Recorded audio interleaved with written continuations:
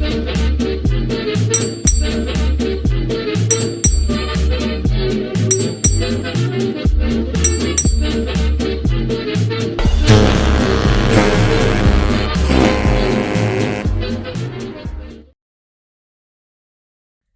everybody, and welcome to the Drydock episode 295. This is of course the Patreon Drydock as we are at the end of April, so strap in, we've got 2 segments coming up and it's going to take a while. 3 Papa asks, we all know fate protects fools, little children and ships named Enterprise. In the time period that the channel covers, which navies besides the US and the UK had ships named Enterprise? And apart from CV6, which other ships named Enterprise come in, say, 2nd and 3rd in terms of most interesting histories, and why?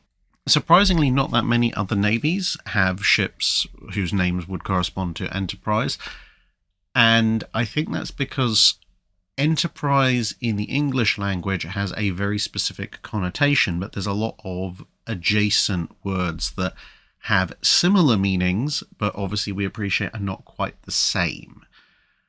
But when you switch over to other languages very quickly, you can end up with words that are technically the most direct translation of Enterprise, but aren't really, applicable for a ship name. Or you might end up with words that cover one particular aspect of what in English is covered by the word Enterprise. And again, that may not necessarily be appropriate. Now, the navy that has the most ships that's not the US or UK navies that that has ships that have something at least close to Enterprise would probably be the French Navy. They had one ship called l'Enterprise, or l'Entreprise, I think, French, and that was actually captured by the British and turned into HMS Enterprise.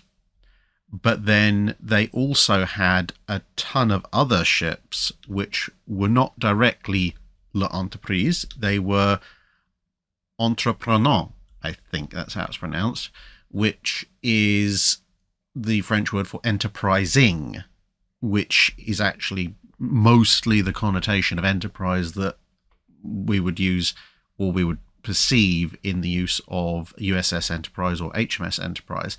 And the French did actually have quite a few of those, all the way back from the 1600s all the way through to World War II.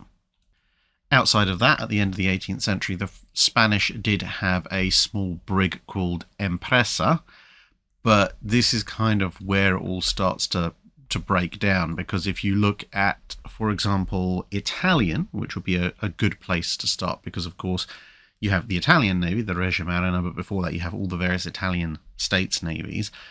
But if you look at what exactly is the translation of enterprise into Italian, there are a few different ones. And it's actually thanks to the relative nearness of the various Latinate languages, you can actually tell which aspects of enterprise in English they're picking up. So you've got enterprise can be impresa as opposed to Spanish empresa, but impresa also translates to something like undertaking. So enterprise as in to do something, to undertake. Well, in English you could even say to undertake an enterprise if you want to be a little bit redundant, but it can also mean enterprise as in business, and not enterprise rental cars, because that's named after the carrier. Enterprise as in, this is my business enterprise. Again, in English it's a little bit redundant, but in Italian impresa can mean business, so you will find a number of Italian businesses that have impresa in their name. So a ship that's called business or undertaking, that doesn't really work. But then you have Aventura, which is spelt with 2 V's, which is pretty much the same as Aventura in Spanish, which is spelt with 1 V, which, as you can probably work out, means adventure, which is a little bit more in keeping with the connotation of enterprise for ships in the English language. But I couldn't find any particular records of a Italian vessel called Aventura, or for that matter a Spanish vessel, at least both in terms of warships. There are merchant vessels called Aventura that are registered to both pre-Italian city-states Italian merchant shipping and Spanish merchant shipping, but not a warship that I could find.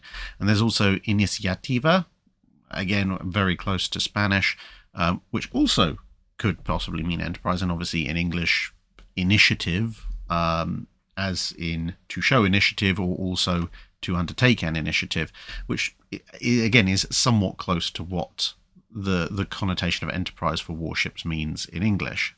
But yeah, the long and the short of it is that essentially if you want ships called enterprise in other navies, pretty much looking at the French.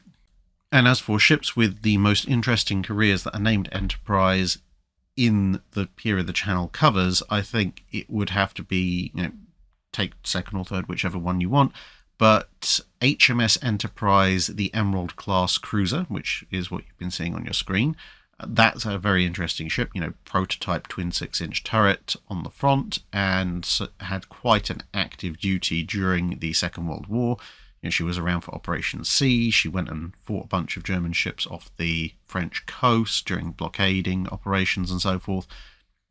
And the other one would be another USS Enterprise, not CV6, because obviously that takes front place, but this particular one would be the 1799 edition of USS Enterprise, because she's a relatively small ship, technically a schooner, but she actually serves in quite a lot of formative wars for the US Navy. So you have the quasi-war against the French, the First Barbary War against the Barbary pirates, various other activities in and around the Mediterranean and off the Atlantic coast. She is, of course, also involved in the War of 1812. She manages to survive that. And she actually only goes out of service when she goes aground in 1823. So there's quite a lot of history built into her career as well. John Perkins asks, I'm curious about sailors' schedules while they're at sea. How many hours on, how many hours off? Do they get any days off? And what does being on watch mean? Is it more like a regular job when you're in port?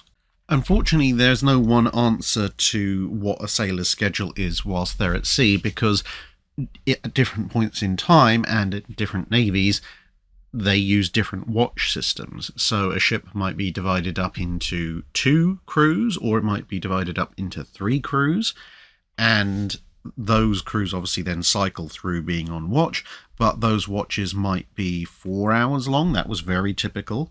They might be 5, 6, even 8 hours long, and obviously the gaps between when you're on watch would commensurately change. So, if you're on a system where there's 2 teams and you're on 4-hour watches, so you'd get 4 hours on watch, 4 hours off, 4 hours on, 4 hours off, and forever. Usually, it would be staggered in such a way, either by splitting up a what they call a dog watch, a late night watch, or something like that, such that whether you have 2 teams or 3 or whatever, you're not standing the same watch every single day. Although in some systems you do actually do that. So you can see how confusing it gets. On a warship, while you're at sea, you won't usually get a day off, simply because the warship doesn't allow for it. If the ship is at sea and the systems are operational, you always need somebody to man them. Now, if you have a system which allows for somewhat longer watches, and the ship is perhaps a low operational readiness, then you can give a section of the crew a pretty long break. So if you're on a system that allows for 6 or 8 hour watches, you might go, okay, well, if we've got 3 teams of people, 3 crews essentially, and we're on an 8-hour system, then one lot of crew might decide, okay, well, the other 2 are going to have essentially an 8-hour slot off, and then they'll be back on again, and the other lot might get an 8-hour slot off, i.e. relieved all other duties. But the thing is, again, when you're off duty, depending on the time period, depending on the navy, off duty might mean things like doing paperwork, doing training, doing general cleaning and tidying.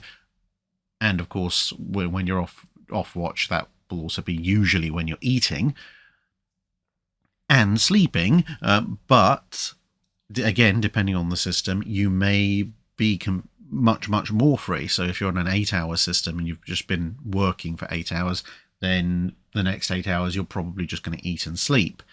Whereas if you're on a 4-hour on 4-hour off system, you will probably be grabbing sleep where you can, especially at night, but other points in time, being off watch doesn't necessarily mean your obligations to the ship are over. And of course, at action stations, you're at action stations for as long as the ship needs you to be. But the main delineation of being on watch instead of off watch is that when you're on watch, you will have a specific assignment that you need to carry out. And that may mean you're stationed in one particular place. So if you are, say, for example, the ship's XO, then your on watch station is most of the time going to be on the bridge, and you will need to be on the bridge pretty much for your entire duration of watch. If, the captain's not there, and you're not assigning those particular duties to an officer of the watch, but you might do. So for an XO, your on watch time might consist of allowing somebody else to essentially be in charge of the ship and going out and about around the ship, reviewing other areas, checking on other things. If you're lower down in the ranks, perhaps let's say you're a gunner, that's a bit easier. If you're on watch, you'll be at the guns during wartime, and during peacetime you might be doing something like maintaining the guns or generally helping out around the ship. The ones who've probably got the most reliable watches are the engineers, the stokers and so forth, because the ship always needs to go. So when you're on watch, you'll be in the engine room. When you're off watch, you don't have to be in the engine room, but you might be called back to the engine room, but that you might be doing training to become a higher rank engineer or something like that. So essentially, on watch, you have specific duties, whatever those happen to be, that you must absolutely fulfill. Whereas if you're off watch, you have a bit more freedom. You might still have tasks you're assigned to do, but you're not required to be in one specific place for a set period of time, usually. Alex Ruby asks, given the relative size parity between the Queen Elizabeths and the Colorados, why did the Queen Elizabeth require an additional 50,000-ish horsepower to reach a speed that was only a bit over 3 knots higher? I know the square cube law has an effect, but I wouldn't imagine that it could be that excessive, and I can't imagine the 7-ish years of new technological advancement between the ships could be that great. So was it something different hull-wise, or is square cube scaling and or tech advancement just that intense? Although there are slight differences in hull form and the fact that QEs have a slightly better length to breadth ratio than the Colorados for moving at speed, the QEs are roughly around 7 to 1, the Colorados are 6.4, 6.5 to 1, which would in theory make it easier for the QEs to move faster.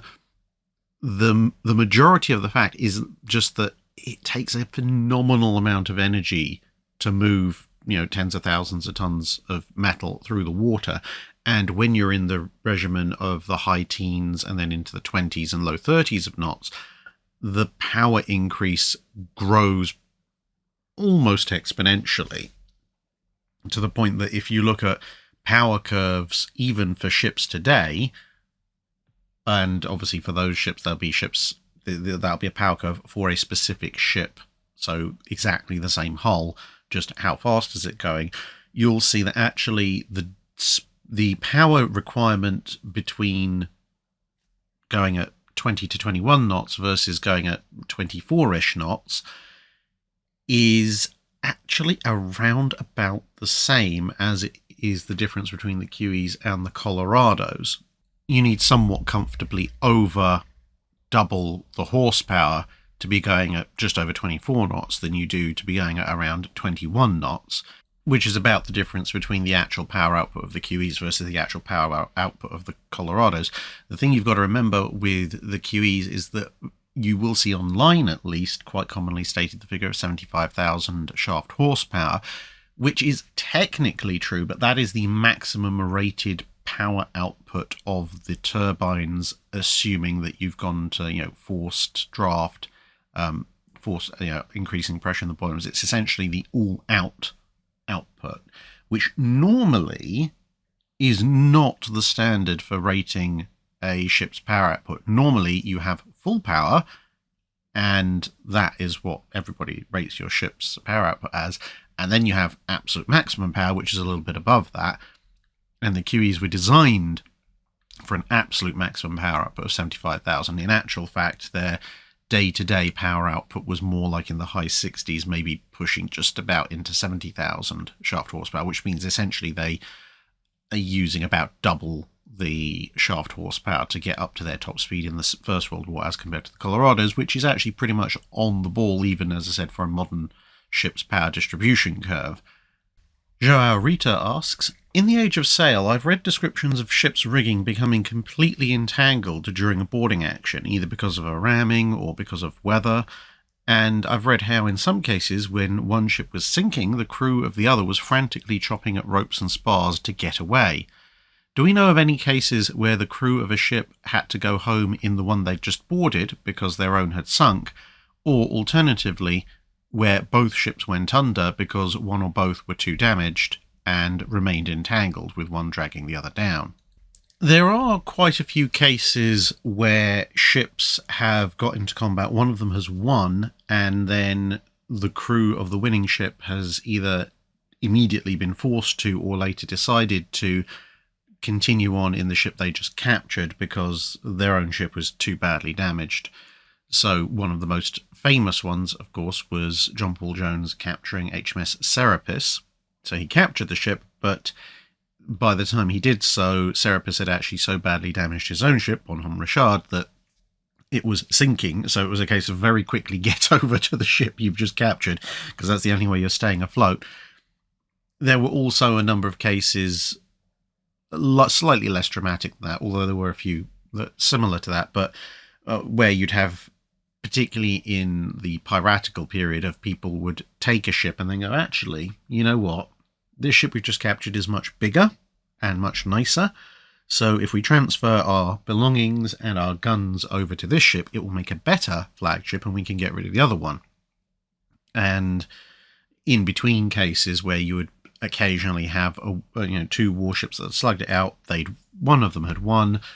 They're dealing with all the various issues that have come up as a result of that, and then concluded, actually, I don't think our ship is going to be very long for this world. But then the transfer has been a lot more orderly than Bonhomme Richard's crew getting over onto Serapis. Now, in terms of ships being dragged under because they're entangled and one is sinking and brings the other down with it, that is much, much rarer. It has happened on very rare occasions, but it tends to be with much smaller vessels, which can sink a lot quicker.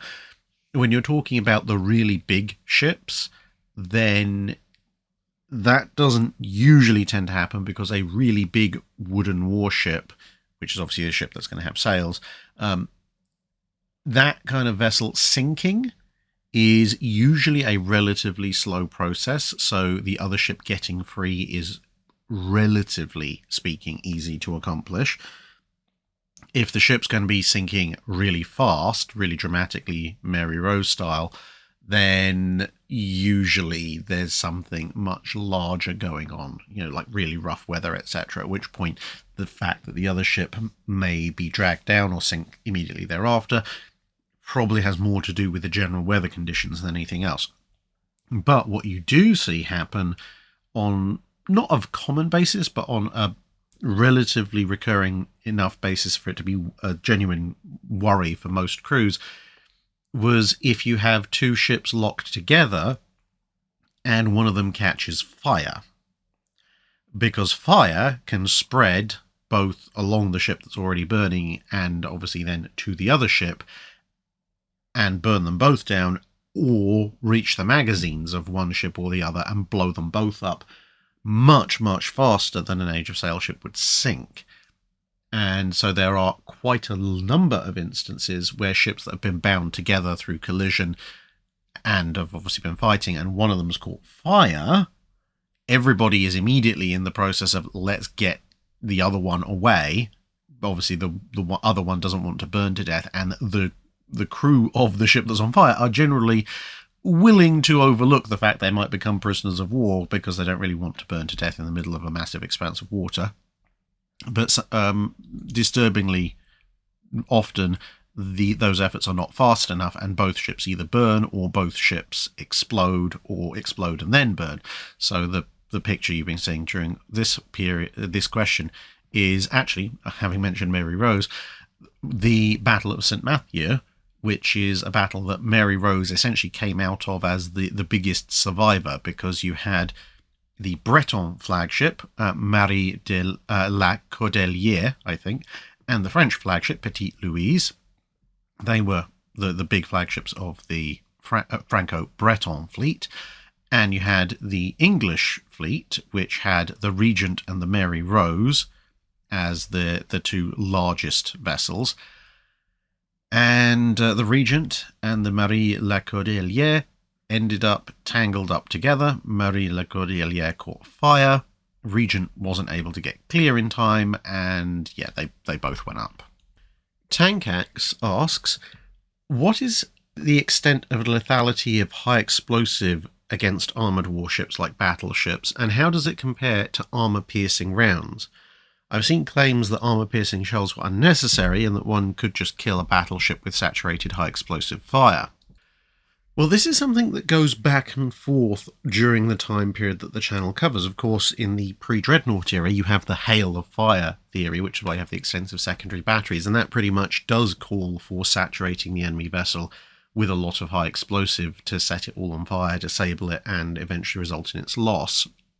However, even that still needs the big guns, the usually twin turret fore, twin turret aft, to actually finish the ship off, because you can burn a ship all you like, but unless that fire reaches something very explosive, it's going to take a very, very long time to sink, because just setting it on fire, if it's a steel vessel, isn't going to let water in, and that's what you need to make the thing sink. In fact, burning off the upper works would even make it more stable and less likely to sink. So you'd use the big guns to poke holes in it, and I suppose Tsushima is probably the eminent example of that. Probably a mixture of Tsushima and maybe Manila Bay, Battle of Santiago de Cuba. Those are kind of the pre-Dreadnought period battles where you see a lot of high explosive being used. Now, the problem with that is that when you transition over to the Dreadnought era, the fire-causing high explosive battery dies off, because lots and lots of big guns can reach out a lot further than lots and lots of smaller guns, and that dramatically reduces the number of shells that are going to be thrown at the enemy. Therefore, the number of hits you're going to score is also going to decrease, at which point, yes, in theory, you could gradually disable a ship with high explosive hits, but if you're only going to hit with a few shells, if you hit your enemy with a handful of HE shells, then you might cause some fires, but one or two fires can be dealt with, and if the enemy hits you with a couple of AP shells, those might also cause fires, but the AP shells have the theoretical capability of punching holes either just at the waterline, letting water in,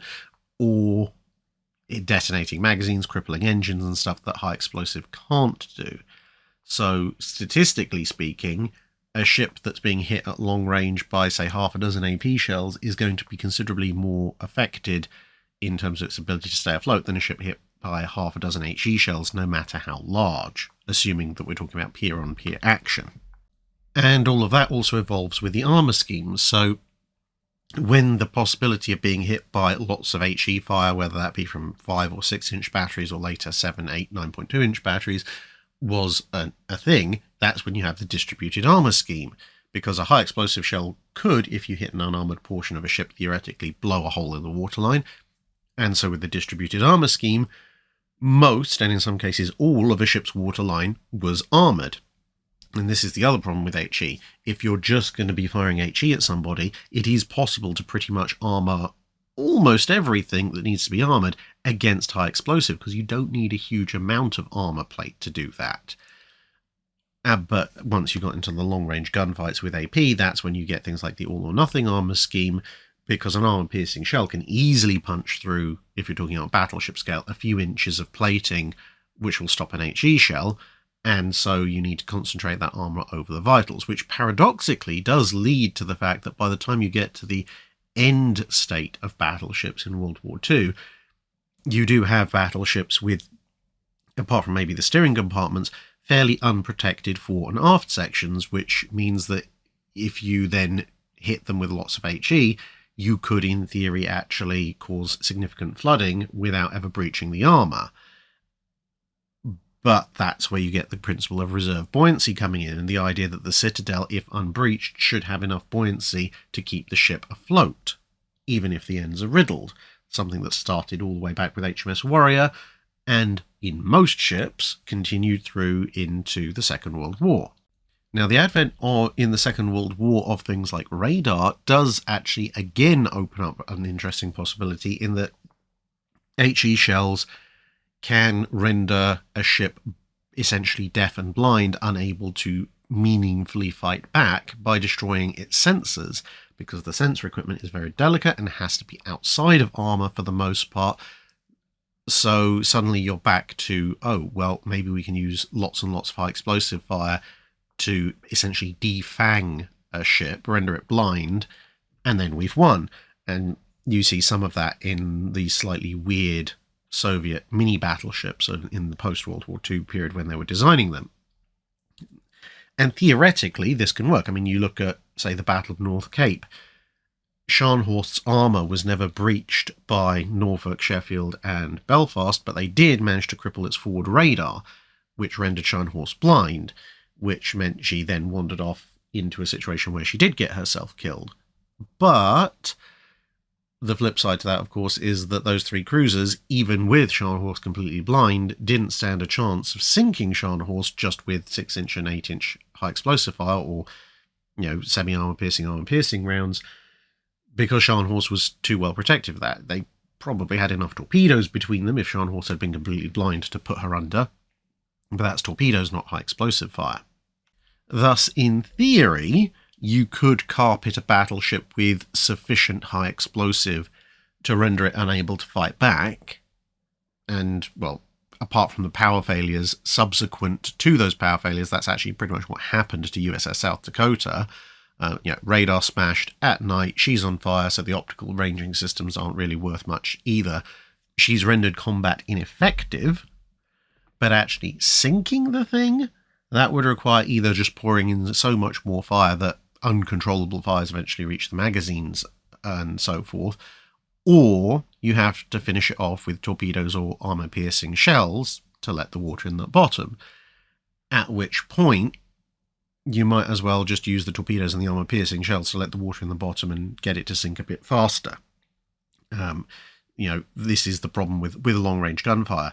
Yes, if you could invent, perhaps post-World War II, some kind of extended range, rapid loading, high explosive firing gun, like, I don't know, a Des Moines 8-inch guns, and you decided to build an essentially giant pre-dreadnought which had, 16-inch guns as the main guns, and the secondary armament was now, so let's say, twin Des Moines style 8-inch guns, as opposed to obviously Des Moines carrying triples, then in theory, you could render an enemy blind and combat ineffective, and then finish it off with armor-piercing shells, pretty much the hail of fire doctrine from the pre-dreadnought period. But when you look at how much weight that would require, so let's say have a ship with, 3 triple 16-inch and, let's say, 4 twin 8-inch down each side, the amount of weight the size of that ship, you could probably, for that same displacement, just build a ship that had 12 or even 15 16-inch guns, and they would probably sink you quicker because they'd hit you with a lot more armor-piercing shells in the time that you are trying to reduce their sensor capability. Because, of course, not all sensors can be knocked offline so easy. You can have redundant sensors, multiple radars, and rangefinders and so forth, which can be placed mostly within things like armoured turrets. Coneled asks, French activity in the Caribbean during the American Revolution didn't really accomplish a whole lot for France in the end.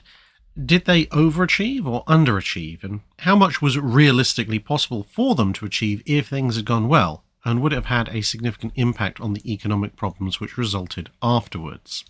France actually overachieved quite significantly in the Caribbean for most of the campaign.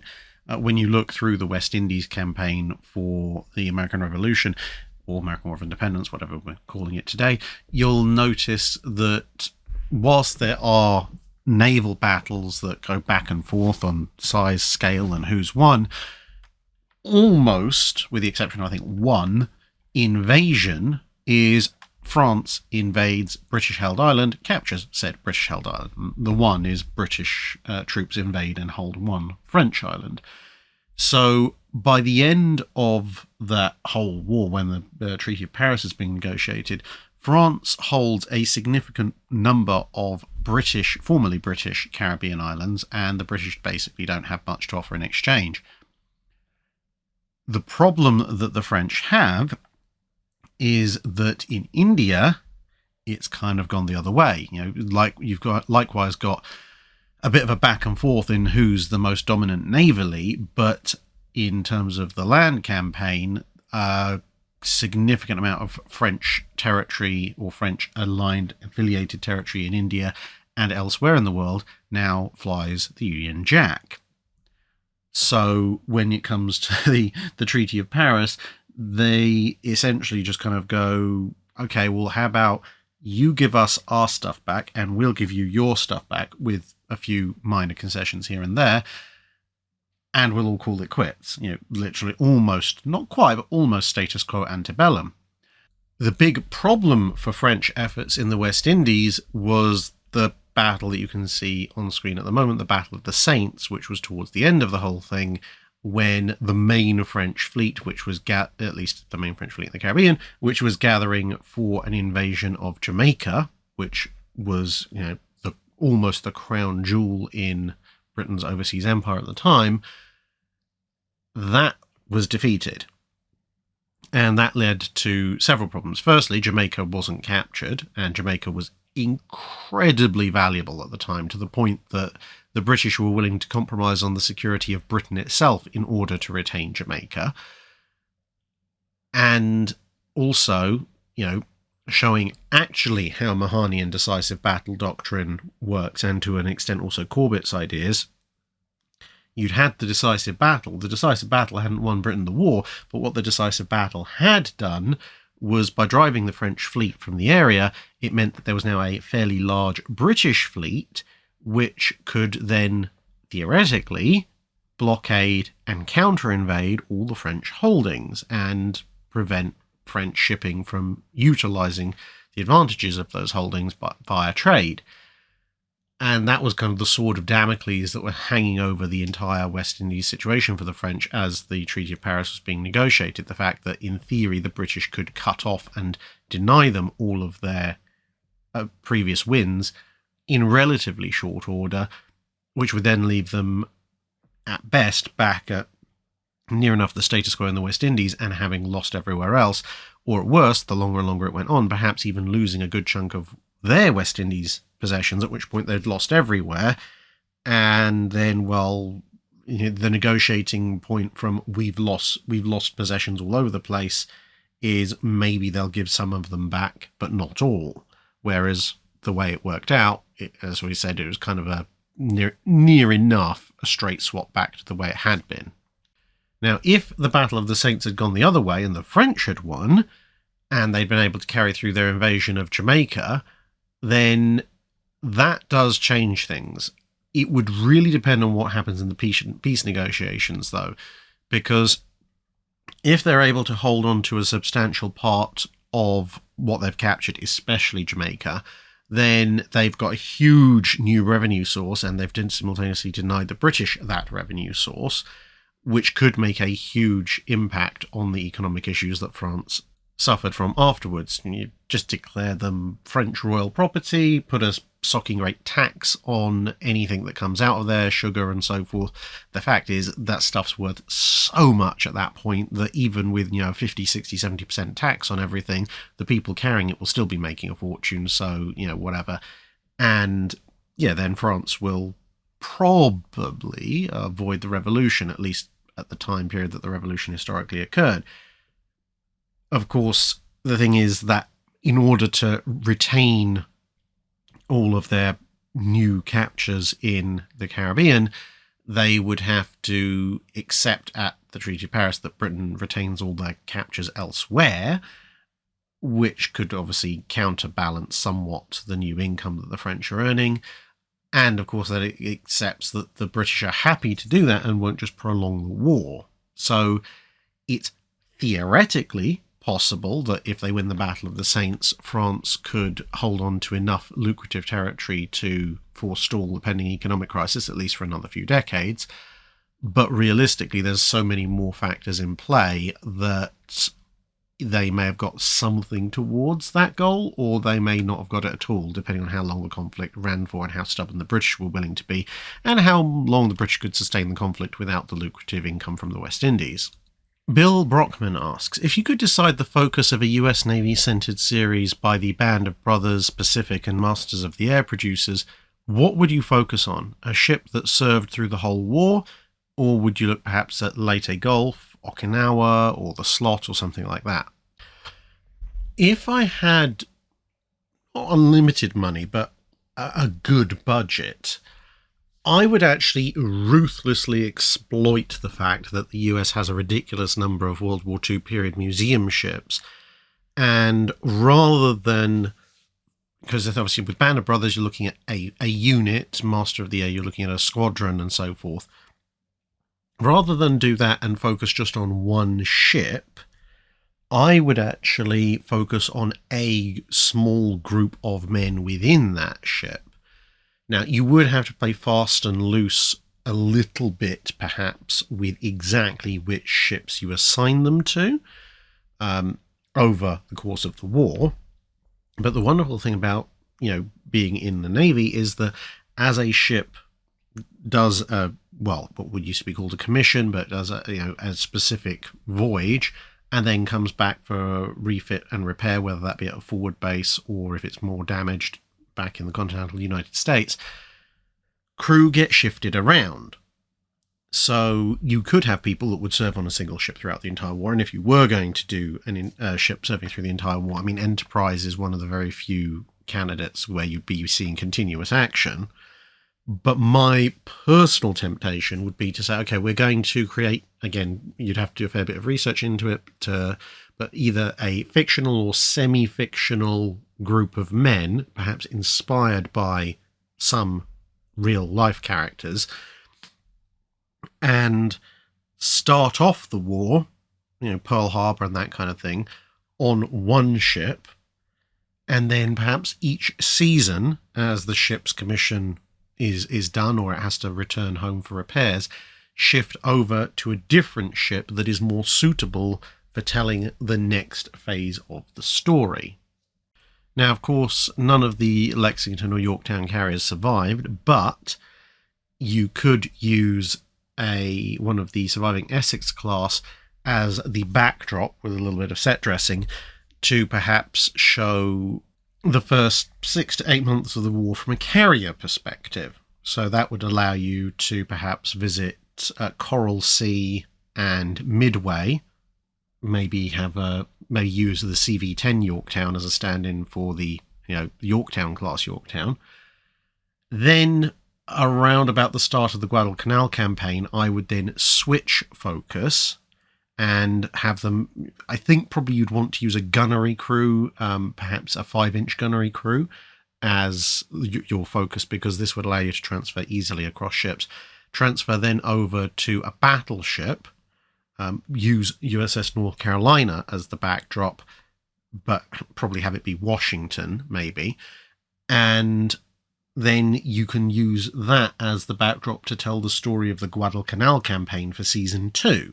Because if you want to, you can show Eastern Solomons or the Santa Cruz Islands through the perspective of an anti-aircraft gunner on a battleship, and perhaps you could even have them switch between ships in the story. So, North Carolina perhaps could start for a little bit until she gets hit, but maybe, she's hit, some of the crew are needed on the front line, so now maybe they get moved over to South Dakota, and you can use Massachusetts or Alabama for that.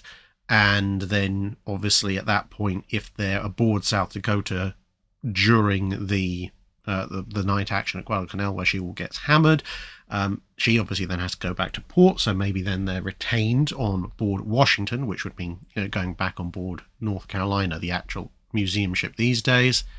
And that could last you through the Guadalcanal campaign, perhaps through part of 1943, and then maybe in mid to late 43 you could transfer them over to a destroyer, and now you can tell the story of frontline close-in gunfire support operations for the various landings.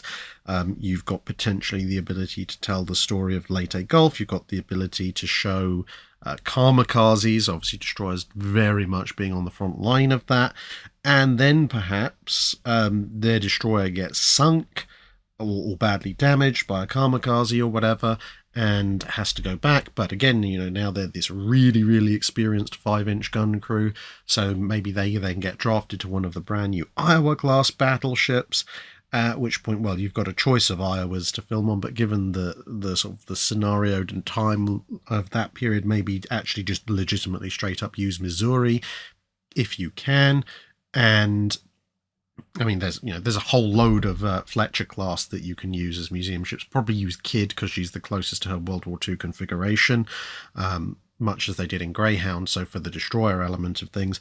But then maybe they transfer over to Missouri, and that gives you the ability to tell the last stages of the war and gives them an excuse to be present for the signing of the Japanese surrender, and then wrap series. Clayton Bradish asks, I've recently seen videos that try to say that PQ-17 decision wasn't a mistake. This seems like a straightforward answer. It was.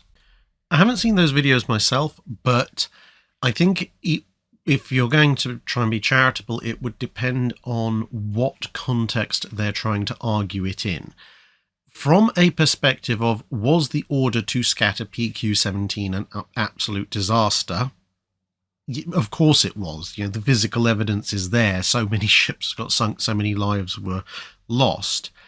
However, if you want to narrow things down considerably and look at essentially what information was available on the day to, well, even at the Admiralty level, you could potentially argue that, in fact, fairly strongly argue there were mistakes made in issuing the order to scatter.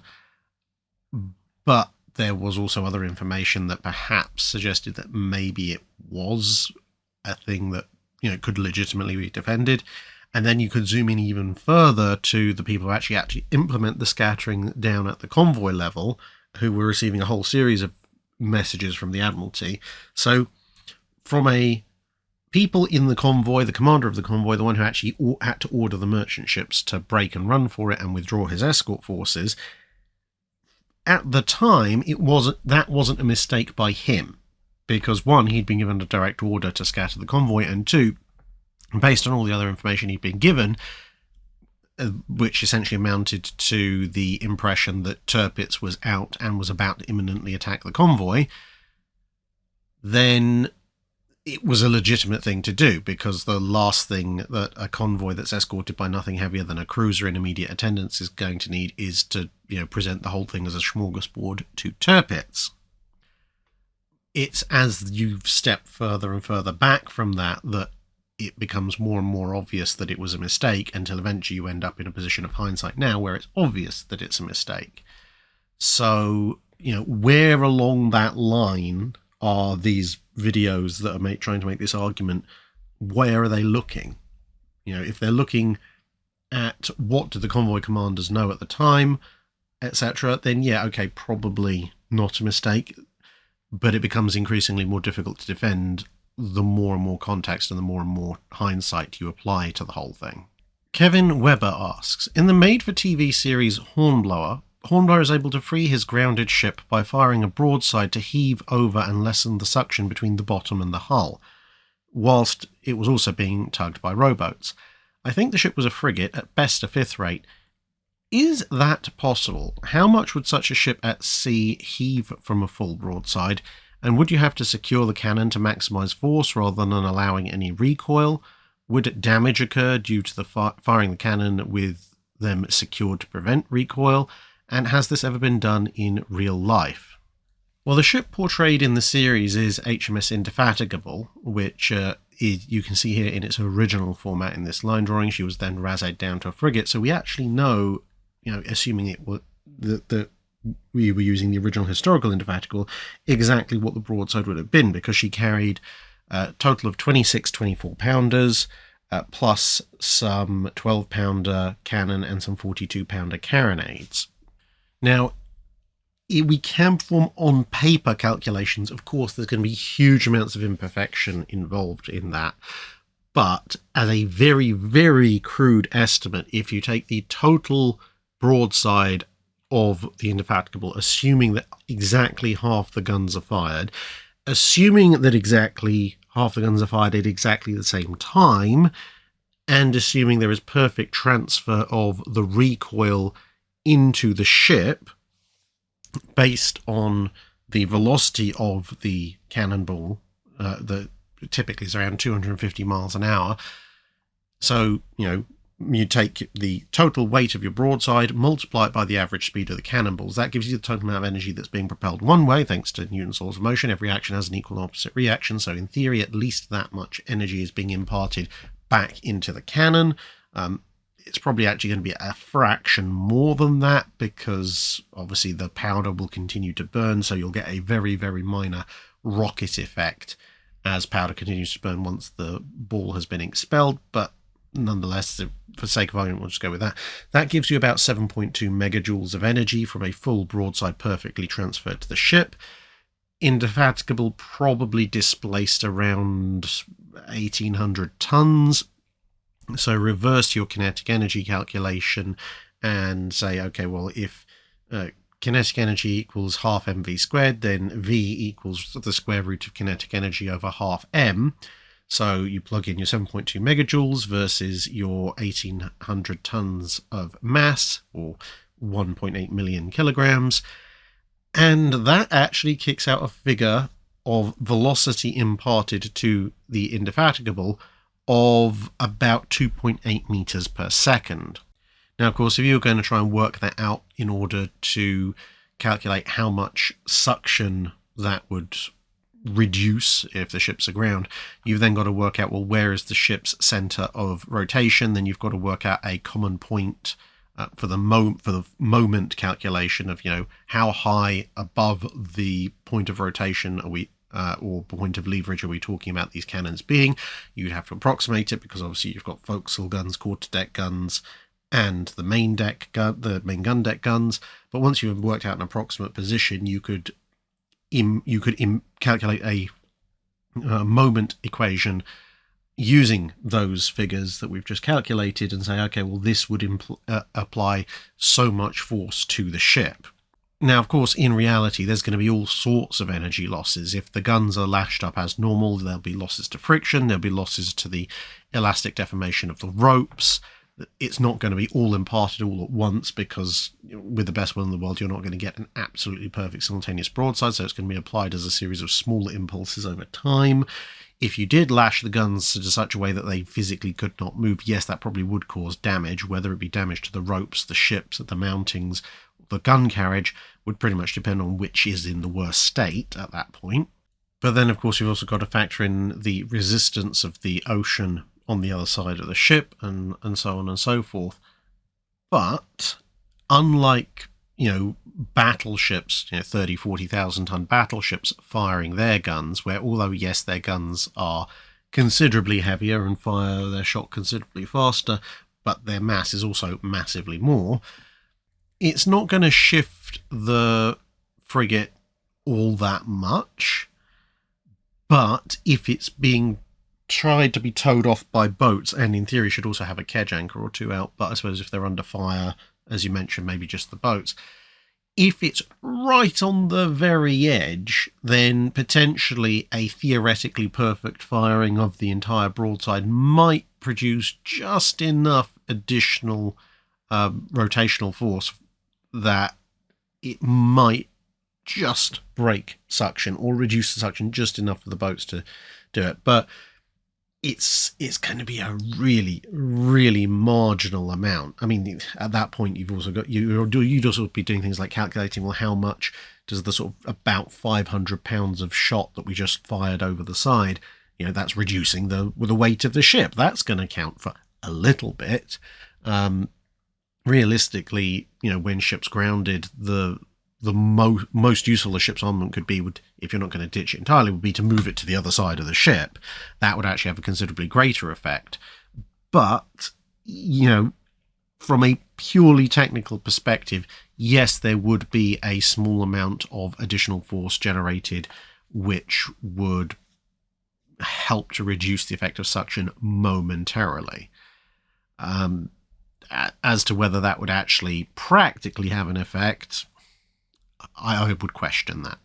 The Freaka 86 asks, I guess it's highly unlikely, but since the Allies in the Second World War were able to crack the ciphers of the Axis powers, was it ever considered to make the effort to reverse the process and send out false signals to give the armed forces of the Axis powers false or misinformation in order to, for example, lay an ambush for a wolf pack?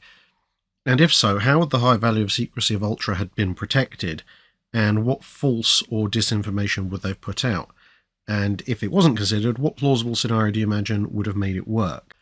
It wasn't considered, as far as I know, simply because the risks were far too high. It's one thing to read your enemy's transmissions, but to reverse that process, bearing in mind it takes a little bit of time for the particular variations on Enigma to be calculated, even with something like Colossus.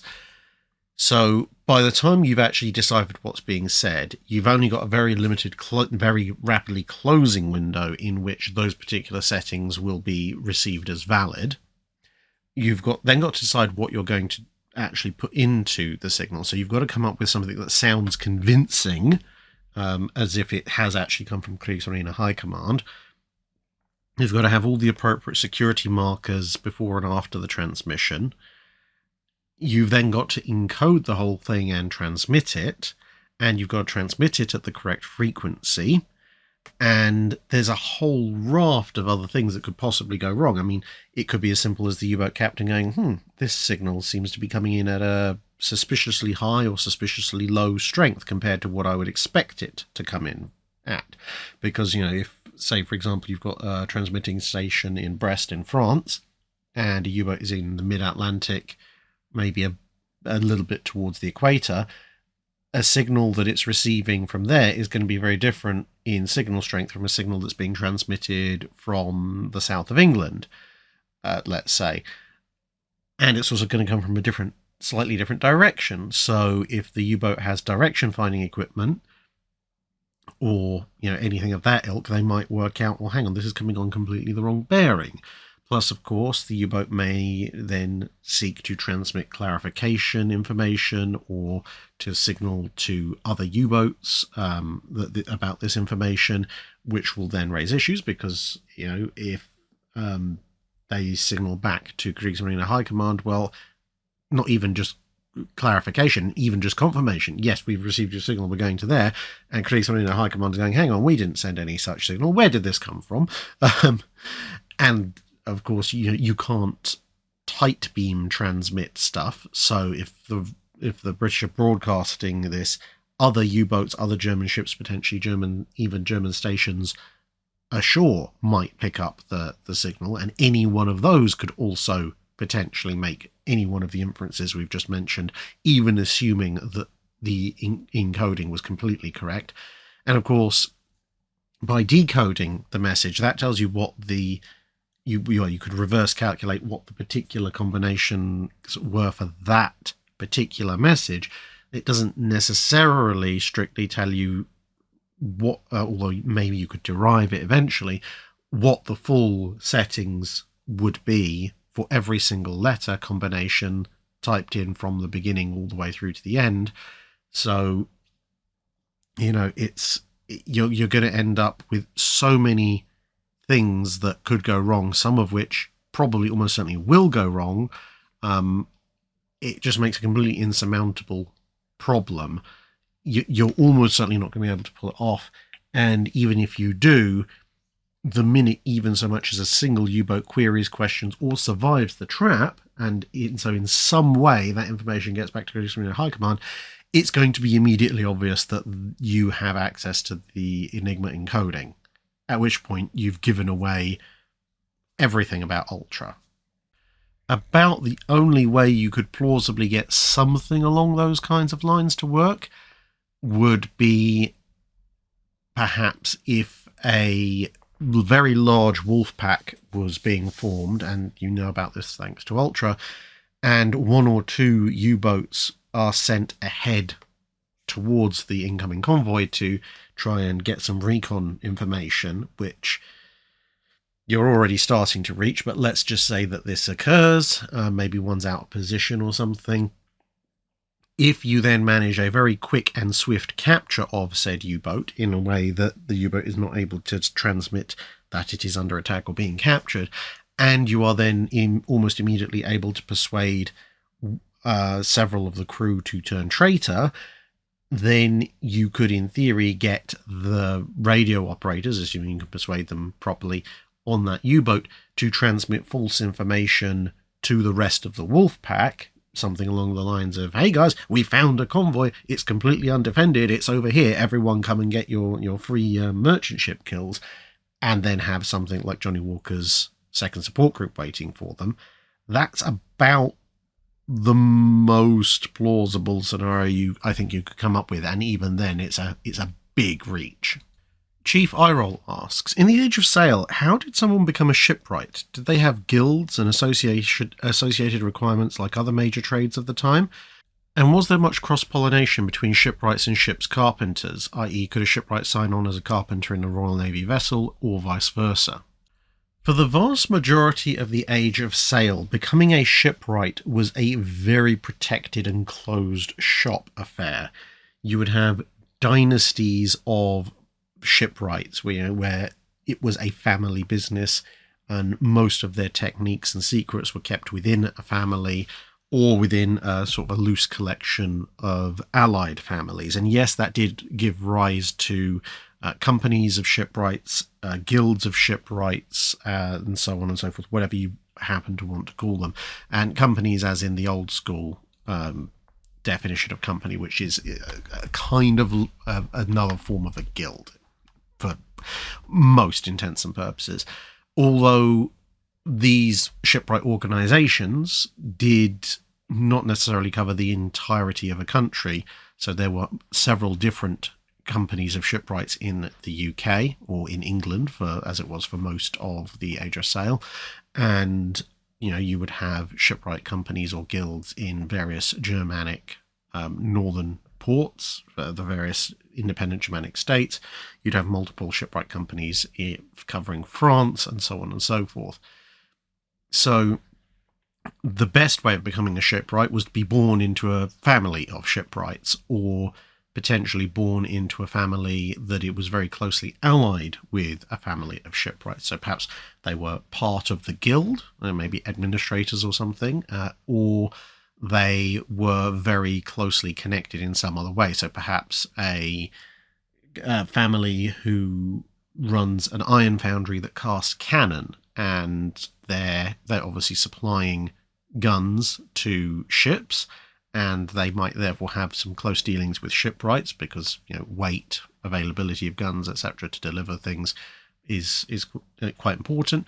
And then if they've got a son who is particularly adept at the old drawing, but maybe not quite so adept at the working with the hot metal, they may make an informal arrangement to apprentice him to the shipwrights. You could, in theory, as time went on, get an apprenticeship. And so obviously, if the family's dying out, doesn't have either a lot of children, or perhaps that dynasty's children aren't particularly good at being shipwrights, they may look for smart and intelligent people to apprentice into those things. And as you get to the latter part of the 18th and into the 19th century, it does start to become a little bit more of an overall scientific discipline where you can study principles of shipbuilding in universities. People are beginning to publish books about it.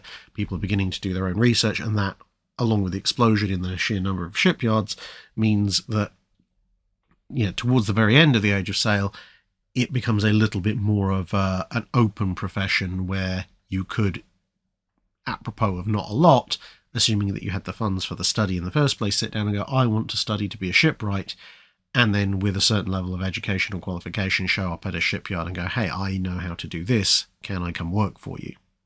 But whilst a ship's carpenter in theory could eventually become a shipwright by study and obviously application of their practical skills, there is a very large gulf between a shipwright and a carpenter. A shipwright who's signing on as a carpenter in a Royal Navy vessel has almost certainly got themselves into some fantastic amount of trouble with the law and is just trying to escape the country with some relevant degree of skills to hand, because a carpenter is a very, almost up to the coalface practical job. A shipwright is what we today call a naval architect or a naval engineer, a very much design and theory and calculation based profession with maybe a little bit of practical work, but it gets less and less as time goes on and shipbuilding companies get larger and larger. Cody Phillips asks, the Iowa-class battleships could hold about 9,000 tons of fuel oil, and a Cimarron-class fleet oiler could carry about 146,000 barrels, or 23,200 cubic meters, of oil. Can you explain how one would convert one measurement into another, and therefore how much of an Iowa's fuel store a Cimarron-class could fill? Well, some quick math for you. A barrel of oil is 159 litres, technically a couple decimal point slightly under, but for crude purposes, it's 159 litres. Fuel oil, its density varies somewhat, which is always going to make this answer a little bit of a shot in the dark, but typically heavy fuel oil, which is the kind of stuff you'd be filling a battleship with, is going to be around about 0.9 kilograms per litre, which is about 2 pounds. So 159 multiplied by 2 means you're talking about 318 pounds of oil, that's weight, pounds, per barrel. So multiply your 318 pounds by 146,000 barrels. Well, that's 46,428,000 pounds. And since this is the US, we're keeping everything in imperial. So that means 2,240 pounds to the ton. So divide 46,428,000 by 2,240, which gives you roughly 20,727 tons. Just a fraction under, but close enough rounding up. Which in turn means if the Iowa class are carrying 9,000 imperial tons or long tons of fuel, a Cimarron class can top off 2 Iowas from completely empty tanks and still have a little over 2,000 tons of fuel left aboard. Sebastian asks, when the settlers reached the west coast of the US and saw the giant sequoia trees, were they thinking, wow, we're going to make the biggest ships ever? Or was it more like, these trees are way too big to use, practically speaking? Much more the latter than the former. Simply put, a large sequoia, just in its actual trunk volume, probably contains mass-wise about as much wood as you would need to build a frigate. Maybe not a ship of the line, maybe you need 2 sequoias for that.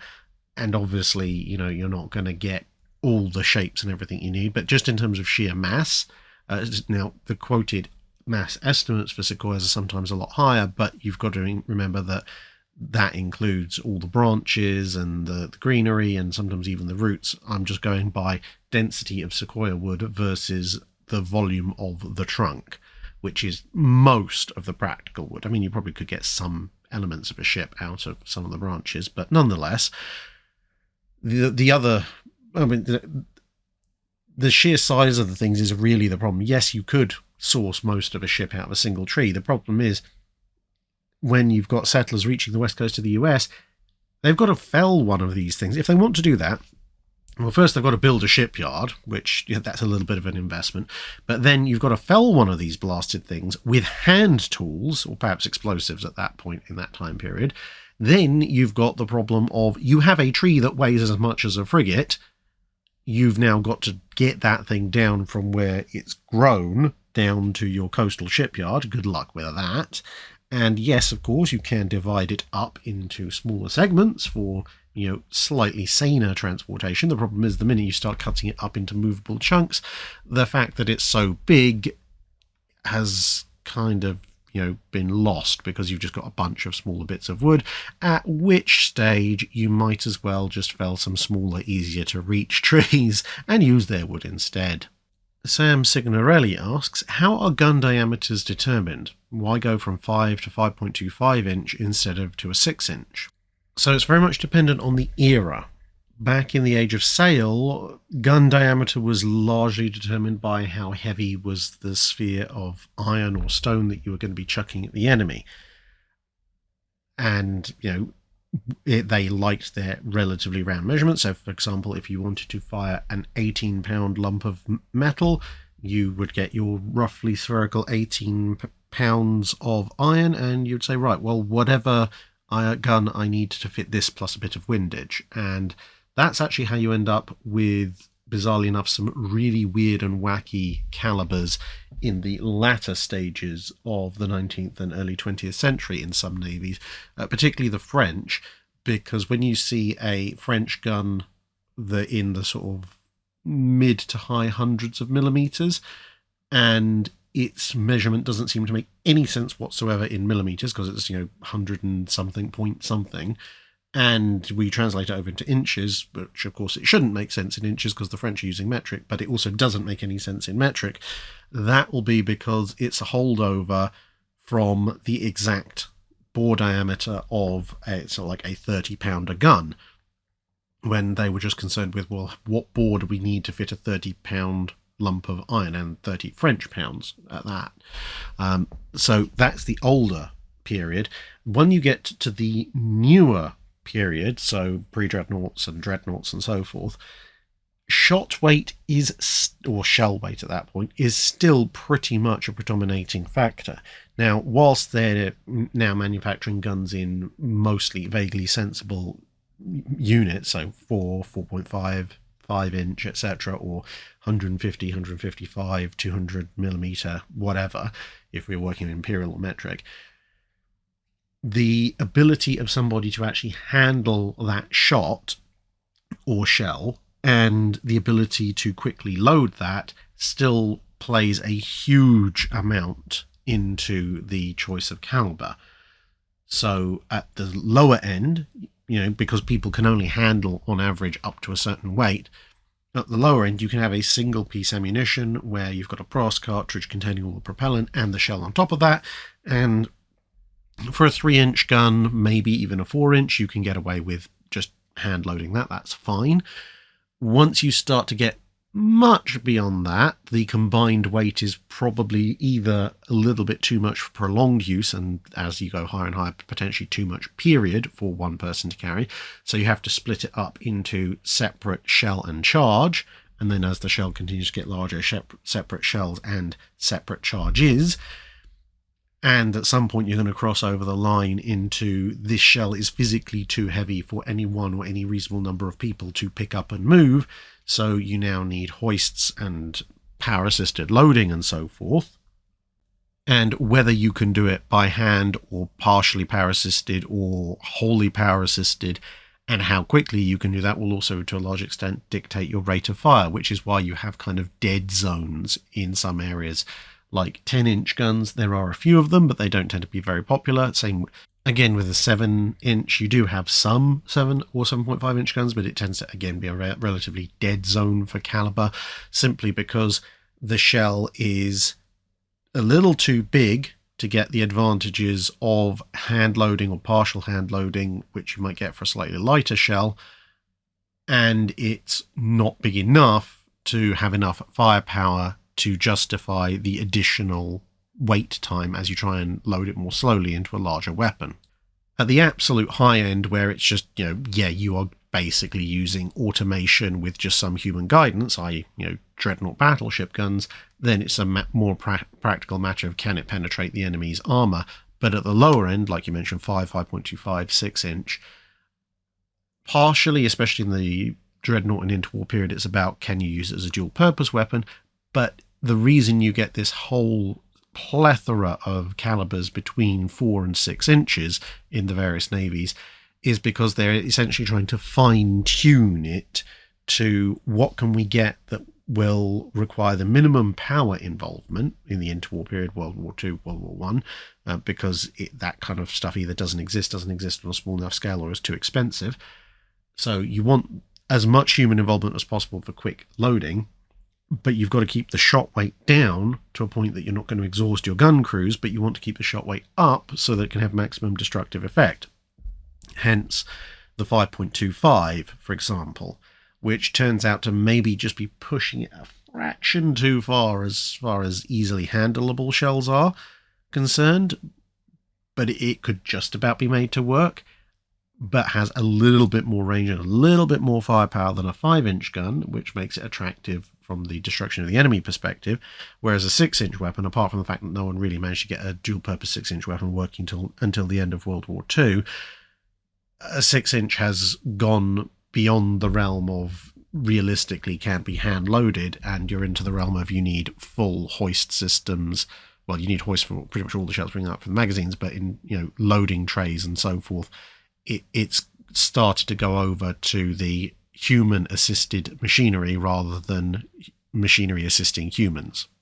Sentient SQL Query asks, I've been coming across a lot of anecdotes on wagers placed between officers in the British military. My favourite one so far being an inter-service wager on who could smuggle the largest animal into, if I remember correctly, Arthur's Gentlemen's Club in London without being caught. Unfortunately, this particular wager was disrupted by World War I. Have you come across any wagers that have stuck out to you? Well, I haven't looked particularly into the history of interesting naval wagers from a historian investigating things perspective, although from various friends and family friends and so forth, I have heard of a few interesting ones, again, much like yourself anecdotally, and I've come across a few in various historical documents. Some of it is clearly a reaction to combat stress. There's several accounts from various ships of people watching level bombers or dive bombers come screaming out of the sky or dropping their bombs and making quick bets with their mates. Do you think he's going to hit? Do you think he's going to miss? Sixpence says he hits that cruiser. Oh no, I'll give you sixpence he hits us. That kind of blowing off combat stress at the very, very rapid pace. Then you've got stuff that they do when they're incredibly bored, like, well, I wouldn't necessarily say harvesting, but certainly in World War I, World War II, chasing down some of the ship's rats and tagging them with either little paper slips or colours or whatever, and then releasing them, and whichever one escapes quickest into the darkness and the shadows is the winner. I also personally know somebody who, when the ship jettisoned some rubbish into the sea and various sharks were following along and trying to see what was edible, had a bet with his mate as to whether one of them could hit one of the sharks with thrown objects. I think it was like random bits of fruit. Ash the Lego guy asks, how long ago in warship history did they decide to cut ships in two to lengthen or shorten existing hulls? In current times it's not too unusual, such as with Spain's submarines, to change a hull to fit changed requirements, but at some point someone must have come up with the idea originally. The idea of inserting a hull plug or a hull section to lengthen out an existing ship, pretty much it's uncommon but not unusual to find scattered accounts of that going back pretty much as far as frame-built ships exist. There's some stuff if you go back into really ancient times about ships being taken apart and rebuilt longer, but pre-frame built, that would have been more of a much more substantial disassembly. Once you get into the era where the structural element of the ship primarily is the framework and the keel rather than the hull itself, then cutting between two frames, inserting a plug and coming back with a longer ship is expensive, but not actually that difficult to do compared to some other things. Usually, however, it's not done simply because if you've screwed up the design so much that you need to lengthen the ship by 15, 20, 30 feet, it's probably a lot more wrong with that ship. But it was occasionally done, especially if you had a ship that was maybe just a little bit of a slow sailer, it's taken a bunch of damage, we're going to have to cut out and repair a whole bunch of stuff anyway, might as well stick another 10 feet in it. I mean, it's still, as I said, really expensive. It's not a casual decision, but it was sometimes done. Where you really start to see it come into its own, however, is in the 1830s, 40s, 50s, as steam power starts to come in for, at that point, wooden ships of the line. Because even if you're converting it to a screw-powered vessel, you've got to find space to put the engine, the funnel, the fuel, etc. And they weren't really keen on stripping out a bunch of guns amidships to do that. And also, what performs well as a ship under sail is slightly different to what performs well as a ship under steam, and a few other bits and pieces. Plus, of course, the engines and the coal are all additional weight, so you need more displacement to bear that relative to your original calculations. So a lot of ships that were converted to screw propulsion would actually be taken into dock, cut in two, and have a hole plug that included most of the coal and the engines and the funnel, etc., included in it, and then obviously built back up again and released back into the wild. It wasn't always done. Sometimes you would have ships that would just have engines shoehorned in there, but that would usually be for ships that were destined to become coastal defense block ships and the like. And then once that had been established, it pretty much continued. Then it kind of died off a little bit, because once you get into the age of iron and then steel, it becomes substantially harder to cut a ship in half and put it back together in a way that will, retain any semblance of strength. But as, again, time went on, you get into more modern shipbuilding practices in the 20th century, it starts to become possible once more. Red Ranger asks, what are the chances of getting a video on the Battle of Lake Baikal for its anniversary later in the year? And is it true that Czechoslovakia has never lost a naval battle since? I mean, it's possible. It's not a battle I'm particularly familiar with. It occurred in the middle of August, so yeah, in theory it's possible. If someone could point me in the direction of some decent accounts that are either, well, in English, although that might be reaching a little bit, or if there's a relatively detailed account in one of the more local languages that is at least legible, then I can have a go at translating that. So, it sounds like a bit of fun, possibly for a fun Friday. But as far as, is it true that Czechoslovakia has never lost a naval battle since? Well, considering it's a landlocked country that had a somewhat sporadic existence for only part of the 20th century, that's not exactly difficult. I suspect it was probably the last naval battle they fought, possibly also the first. But there you go. So yeah, if anyone from that area happens to know of a source that goes into a relatively detailed description of the Battle of Lake Baikal, I'm happy to give it a shot. Lord Quack, King of the Ducks, asks, when a foreign ship is operating with another navy for long periods of time, how do supplies, fuel, repairs, etc. get controlled and paid for? 6th Battle Squadron was specifically asked to be coal burners to ease the load on the UK's oil supplies, which makes me think the UK was responsible for fueling them, even though they're still under the US flag. However, did the US reimburse the UK for that fuel and other supplies? And when operating as USS Robin, presumably the US Navy was responsible for the supplies of HMS Victorious, but since she was loaned to the US, did they take full financial responsibility? Would the deals worked out between the US and the Royal Navy be different than the ones between the Royal Navy and the Commonwealth Navies? A lot of it depends on how closely the navies are operating in terms of equipment and doctrine and so forth.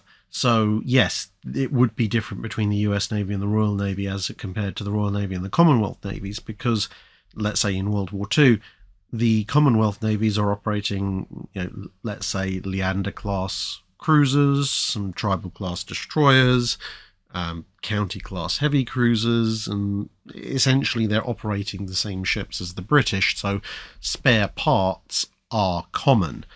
But there'd be a certain degree of reciprocity going on. So if a British heavy cruiser rocks up in Australia, perhaps goes to Cockatoo Island in Sydney and says, look, I need these supplies to repair and resupply, then they'd provide them. But equally, if HMAS Sydney is operating in the Mediterranean Fleet and rocks up to Alexandria. Hey, look, I've shot all my shells at the Italians. I need some more. It's the common 6-inch shell that the British are using, and it would be resupplied as part of that effort. If there was a particular, totaling up of accounts for those kinds of general stuff, Sydney burned through 1,200 6-inch shells. Ah, yes, but Kent used 600 8-inch shells and needed a new funnel. That kind of thing. I don't know. I suspect possibly someone just totaled up values approximately and said, well, roughly speaking, in this case we're using the Australian Navy, the Royal Australian Navy has used up this much Royal Navy supplies, and the Royal Navy used up this much Royal Australian Navy supplies, and the balance is this, and it would have been sorted out at some point. Of course, that's complicated by the fact that there were agreements for Royal Australian Navy vessels to come under the command of the Royal Navy at certain points, and the same with New Zealand Navy stuff. So at that point, if they're under the command and operational direction of the Royal Navy, they would be supplied and treated like a Royal Navy ship. So there wouldn't be a bill for the Royal Australian Navy at the end of that, in theory, apart from obviously the crew's wages. And depending on the time period you're looking at, sometimes even the crew's wages would be paid by the host country. So a lot of it also depends on complexity. So, the Royal Navy is not going to have parts for a 14-inch gun or a cage mast to help fix things on 6th Battle Squadron. Those kind of things are going to have to be brought out entirely by US ships from the US to be fixed on site, or the ship's going to have to go back to the US. Whereas more common things like fuel, whether that be coal or oil, depending on the time period, that's more easily supplied from general stocks, although again there would eventually be some kind of reckoning or bill depending on what the status of the deal is, because in theory if a US ship shows up, yeah sure, we'll give it fuel, but it's going to have to pay for it. Whereas with the case of, say, 6th Battle Squadron, if the Royal Navy said specifically, hey, look, we'd like some of your ships to come and operate with the Grand Fleet, part of that deal may include, okay, we'll let that happen, but you're responsible for feeding and fueling them, at which point it all goes on the Royal Navy's bill. So it's a very, very fluid situation. Valhalla's Crazy Destroyer Captain section asks, Japanese Admiral Temon Yamaguchi has become rather well known in historical circles for his actions at the Battle of Midway, including signalling Admiral Nagumo a request to launch a strike against the American carriers immediately. There's been some debate as to whether his request flew in the face of Japanese doctrine of coordinated strikes and as such should never have been sent, or whether he was well aware of the fact the coordinated strike could never be sent up in time and was requesting a smaller but much more appropriate strike, a nuance that was, unfortunately for him, lost in transmission. What is your take on this? Theoretically, yes, Yamaguchi's request does go against Japanese carrier doctrine of the time, because Japanese doctrine at the time calls for at least the carrier divisions to mount a strike together, a balanced one, hence why they have this very even mix of fighters, torpedo bombers and dive bombers. And in the case of the Kira Butai, it in theory should be a combined strike by everybody, rapidly launching relatively small individual groups that then combine into a balanced coordinated strike. So Yamaguchi turning around and saying, well, hey, look, we've got a few dozen dive bombers on Hiryu and Soryu and some fighters. We can chuck those in the air, grab some of the combat air patrol and send them out now. So Akagi and Kaga not getting involved at all, no torpedo bombers or anything like that. That is against Japanese doctrine. But as for whether or not it should never have been sent, I think that's a completely different question. Just because something's against doctrine doesn't mean you shouldn't suggest it, because when you look at the situation, certainly if you're Admiral Yamaguchi, you've got the vast majority of your air group has gone off against Midway. Okay, fine. Nothing you can do about that. Now you have a new situation. There's an American naval group out there that's just been reported. Bear in mind, at the initial stage, you don't necessarily know whether there's a carrier there or not, although it would be rather rapidly confirmed that there was at least one. But there's a hostile enemy presence. What are your options? If you go with doctrine, you have to wait until the Midway strike comes back. Then you've got to refuel and rearm it. Plus, the aircraft you do have to hand in the hangars. And then once you've prepared them all, you've got to get them all out on deck. Then you've got to coordinate your big strike. Then you can send off your nice big doctrinal strike. Fantastic, great. Assuming that the enemy lets you do that. And given that you've spotted them and they didn't manage to shoot down your scout plane, then there's no way that you can, as a half-decent naval officer, assume that perhaps they don't know where you are. And even if they don't know where you are at this point, the fact that you, if you don't act now, have to wait until you've recovered a previous strike and turn it all around, whereas if they discover you in the next 15, 20 minutes, half hour, they can theoretically immediately start launching a strike of their own, which will still get to you ahead of when you get to them.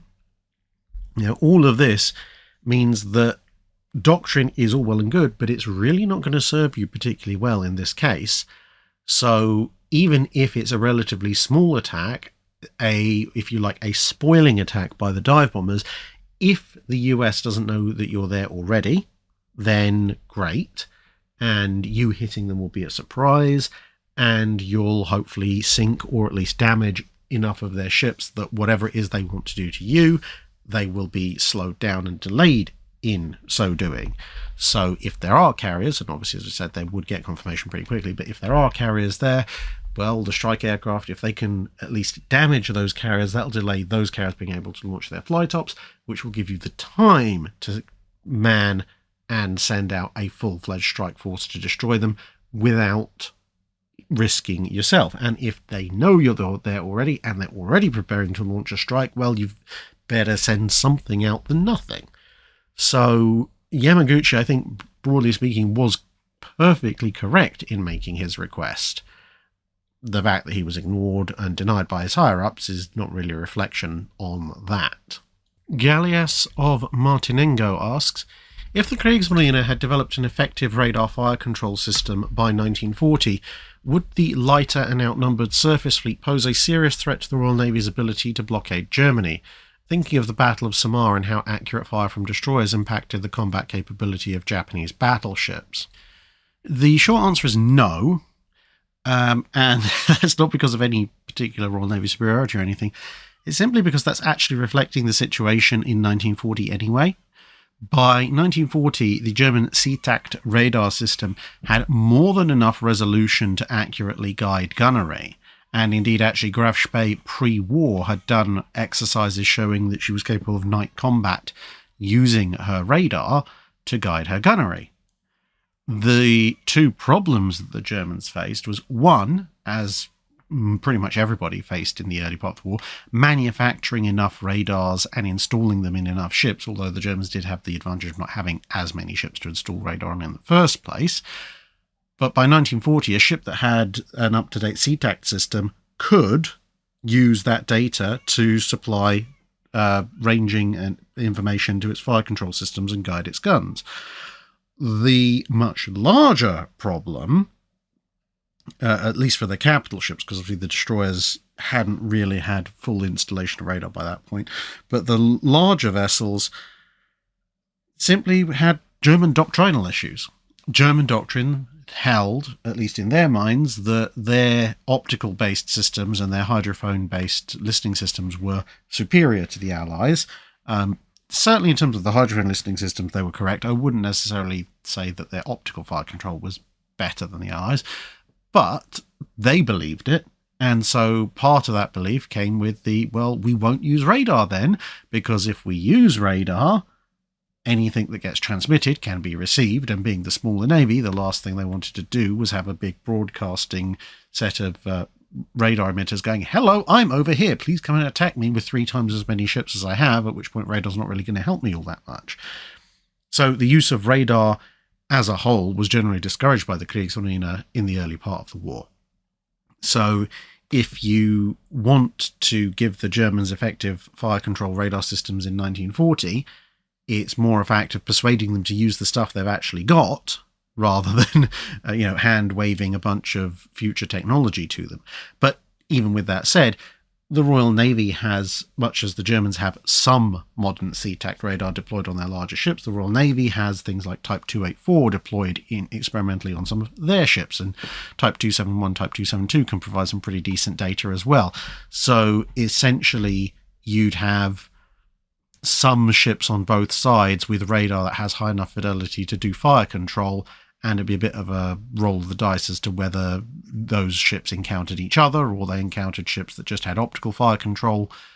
and whether or not it would actually matter in terms of being worth it, because if you're outnumbered 3-1, as I said, radar probably doesn't make a huge difference, and the situation also is highly dependent, because if you're fighting at extreme long distances or in really bad weather, sure, radar could be really, really helpful.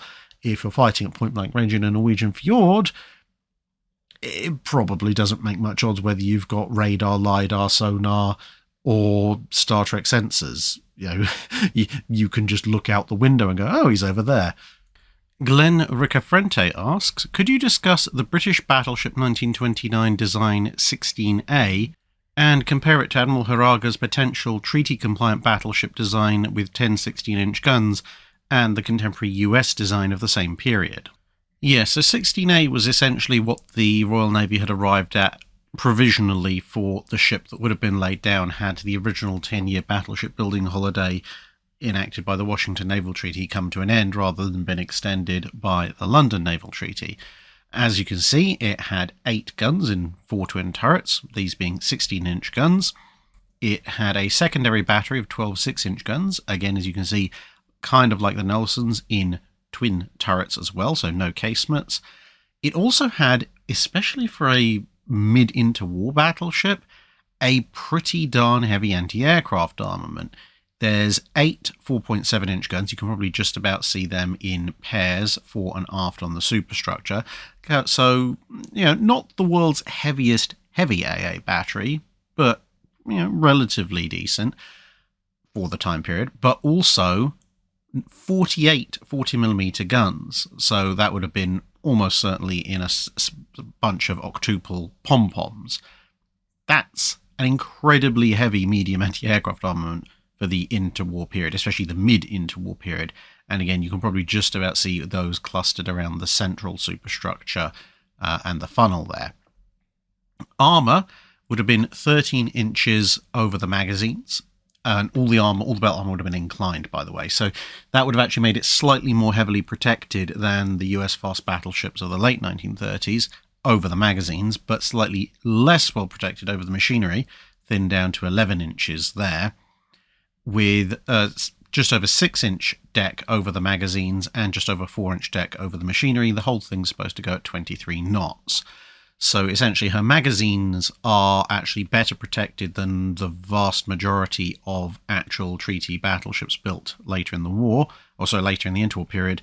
The machinery, however, is less well protected. It's pretty well armed. It's got some space for upgrades, especially if, you pulled off those twin 6-inch guns and replaced them, and possibly the twin 4.7s with twin 4.5s in some kind of theoretical modernization or update to the design, perhaps in the when it actually gets to building, because of course this is drawn up in 1929. And you might be thinking, well, how could they get all of this into a ship 10 years before a lot of the treaty ships? Well, it's because of that 23 knots. It doesn't need a huge amount of machinery space compared to a fast battleship, so that's why you can fit in all this armour and weaponry. Admiral Hiraga's design theoretically looks better on paper. It's supposed to reach 26 knots, so it's 3 knots faster. The belt armour is also inclined, but between 1 inch and 2 inches thicker than 16A's magazine protection, which is its thickest. It's got really, really thick deck armour, massively thicker than 16A. And of course it has the 10 guns in the twins with super firing triples over them. It's not got quite as good a secondary battery. It does have slightly more 6-inch guns, 16 6-inch guns, but only 8 of them on turrets, the other 8 in casemates, and the turreted ones were supposed to be the dual-purpose AA, so it would have been significantly more deficient than 16A in terms of anti-aircraft defences. So you might think, well, how did Hiraga manage all this? Well, if you remember the Congo replacements video that I did a little while back, and actually not too long ago, about a month ago, Hiraga had the citadel made as short as physically possible. So there's not enough reserve buoyancy in Hiraga's design to allow the ship to stay afloat if you riddle the ends. So that's a fairly significant weakness. And of course, this is the Japanese at the time when they are, shall we say, massaging the figures for what their ships actually display. So there is a reasonable chance that Hiraga's ship either would have suffered Fourth Fleet incident style lightweight build problems or just been horrifically overweight. For the US, it's a difficult one because the US didn't actually settle on a single design. They had a whole range of sketch design studies. But if you look at the ones they had in 1929, which is when 16A and the beginnings of Hiraga's design were coming out, you've got Scheme D, which would have had 8 16-inch guns, 22 knots using turboelectric drive, 16 5.3-inch, so a new kind of dual-purpose gun, 8 37mm AA guns, a 13.5-inch belt, not inclined, and 3.75 inches of deck armour. So compared to Hiraga and 16A, similar main guns, similar secondaries, not particularly brilliant anti-aircraft, unless the 5.3-inch dual purpose worked out really well, and not probably the least well protected because vertical slab-sided belt armour and the thinnest of decks. And you also have, because at this point they're looking at, whereas the British are looking at a relatively balanced conventional scale battleship, Hiraga's looking at the ship being the right size but the citadel being really short, and the Americans are looking at just shortening the entire ship to make the citadel proportional. So Scheme F, which is a short battleship, 22 knots, 9 guns, because in triple turrets rather than twins, and the same belt protection but a 5.25-inch thick deck. And then you have Scheme G, which is another short battleship, and in this case the belt armour is 15 inches thick at maximum, 9 inches thick at minimum, so it's going thicker over the magazines, thinner over the machinery. Very narrow or shallow belt armour there, quite heavily armed turret faces, and relatively thick deck armour. And slight correction, all of the US ships were looking at 8 16-inch guns, but using 3 turrets, so 2 triples and a twin. So adopting a similar thing to Hiraga, where the forwardmost turret would have been a twin to save weight and width. Explicitly Implicit asks, in the 19th century there was one invention which made rifles remarkably accurate: polygonal mechanical rifling, as in the case of the Whitworth rifle. My question is, why the idea of polygonal, for example, hexagonal rifling, wasn't further developed, or was it practically a dead end before it went anywhere? In my view, it could potentially address some issues with conventional rifling, for instance, high barrel wear at higher muzzle velocities. Now, please bear in mind that some things that work at very small scales, i.e. handheld firearms, don't really work or translate very well to large scales in things like artillery and vice versa. However, from what I understand, both looking through various bits of research and from my own understanding as an engineer, there are 2 major issues with polygonal rifling on the scale of battleship artillery. Now, one or both of these may apply to small-scale firearms, but I'll let those of you who are more knowledgeable in that field comment below.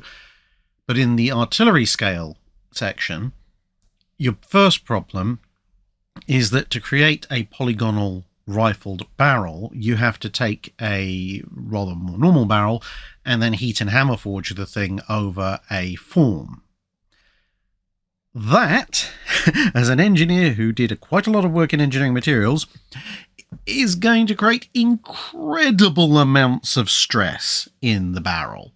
Now, yes, you can then anneal it to try and relieve some of that stress, but that's not really a brilliant solution. You've created a problem that you didn't need to create.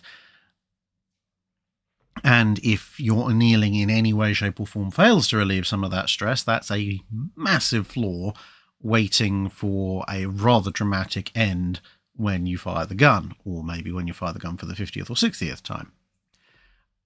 Plus, I can only imagine the scale of the presses and hammers that you'd need to hammer forge a 16-inch gun barrel or something along that line.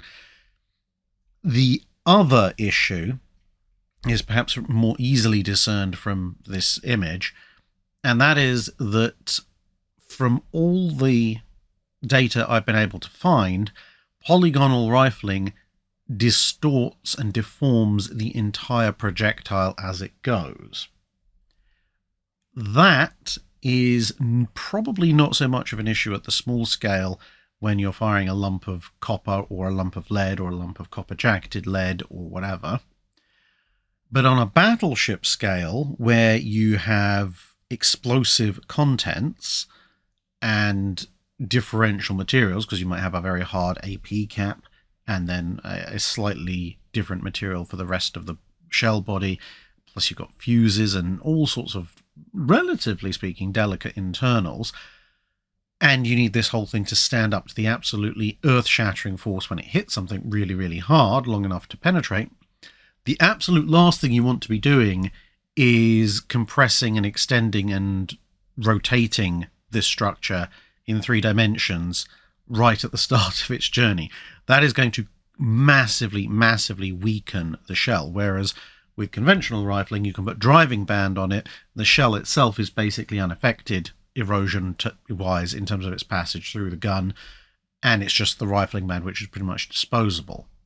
I was particularly reading one research paper about testing a polygonal barrel versus a normal rifle barrel, and they noted that there were internal stresses on the projectiles recovered from the polygonal barrel, whereas with the normal rifle barrel, even at small scale firearms level where you're actually cutting into the projectile, yes, there was stress, but there was stress where bits of it had been carved away. For the rifling, the stress didn't go any further in, whereas with the polygonal projectile, there was significant stress and distortion measured internal to the projectile, which, as I say, if your internal part of your projectile contains explosives and is very delicately balanced, is the absolute last thing you want. So I think those are the 2 reasons why it doesn't really scale particularly well for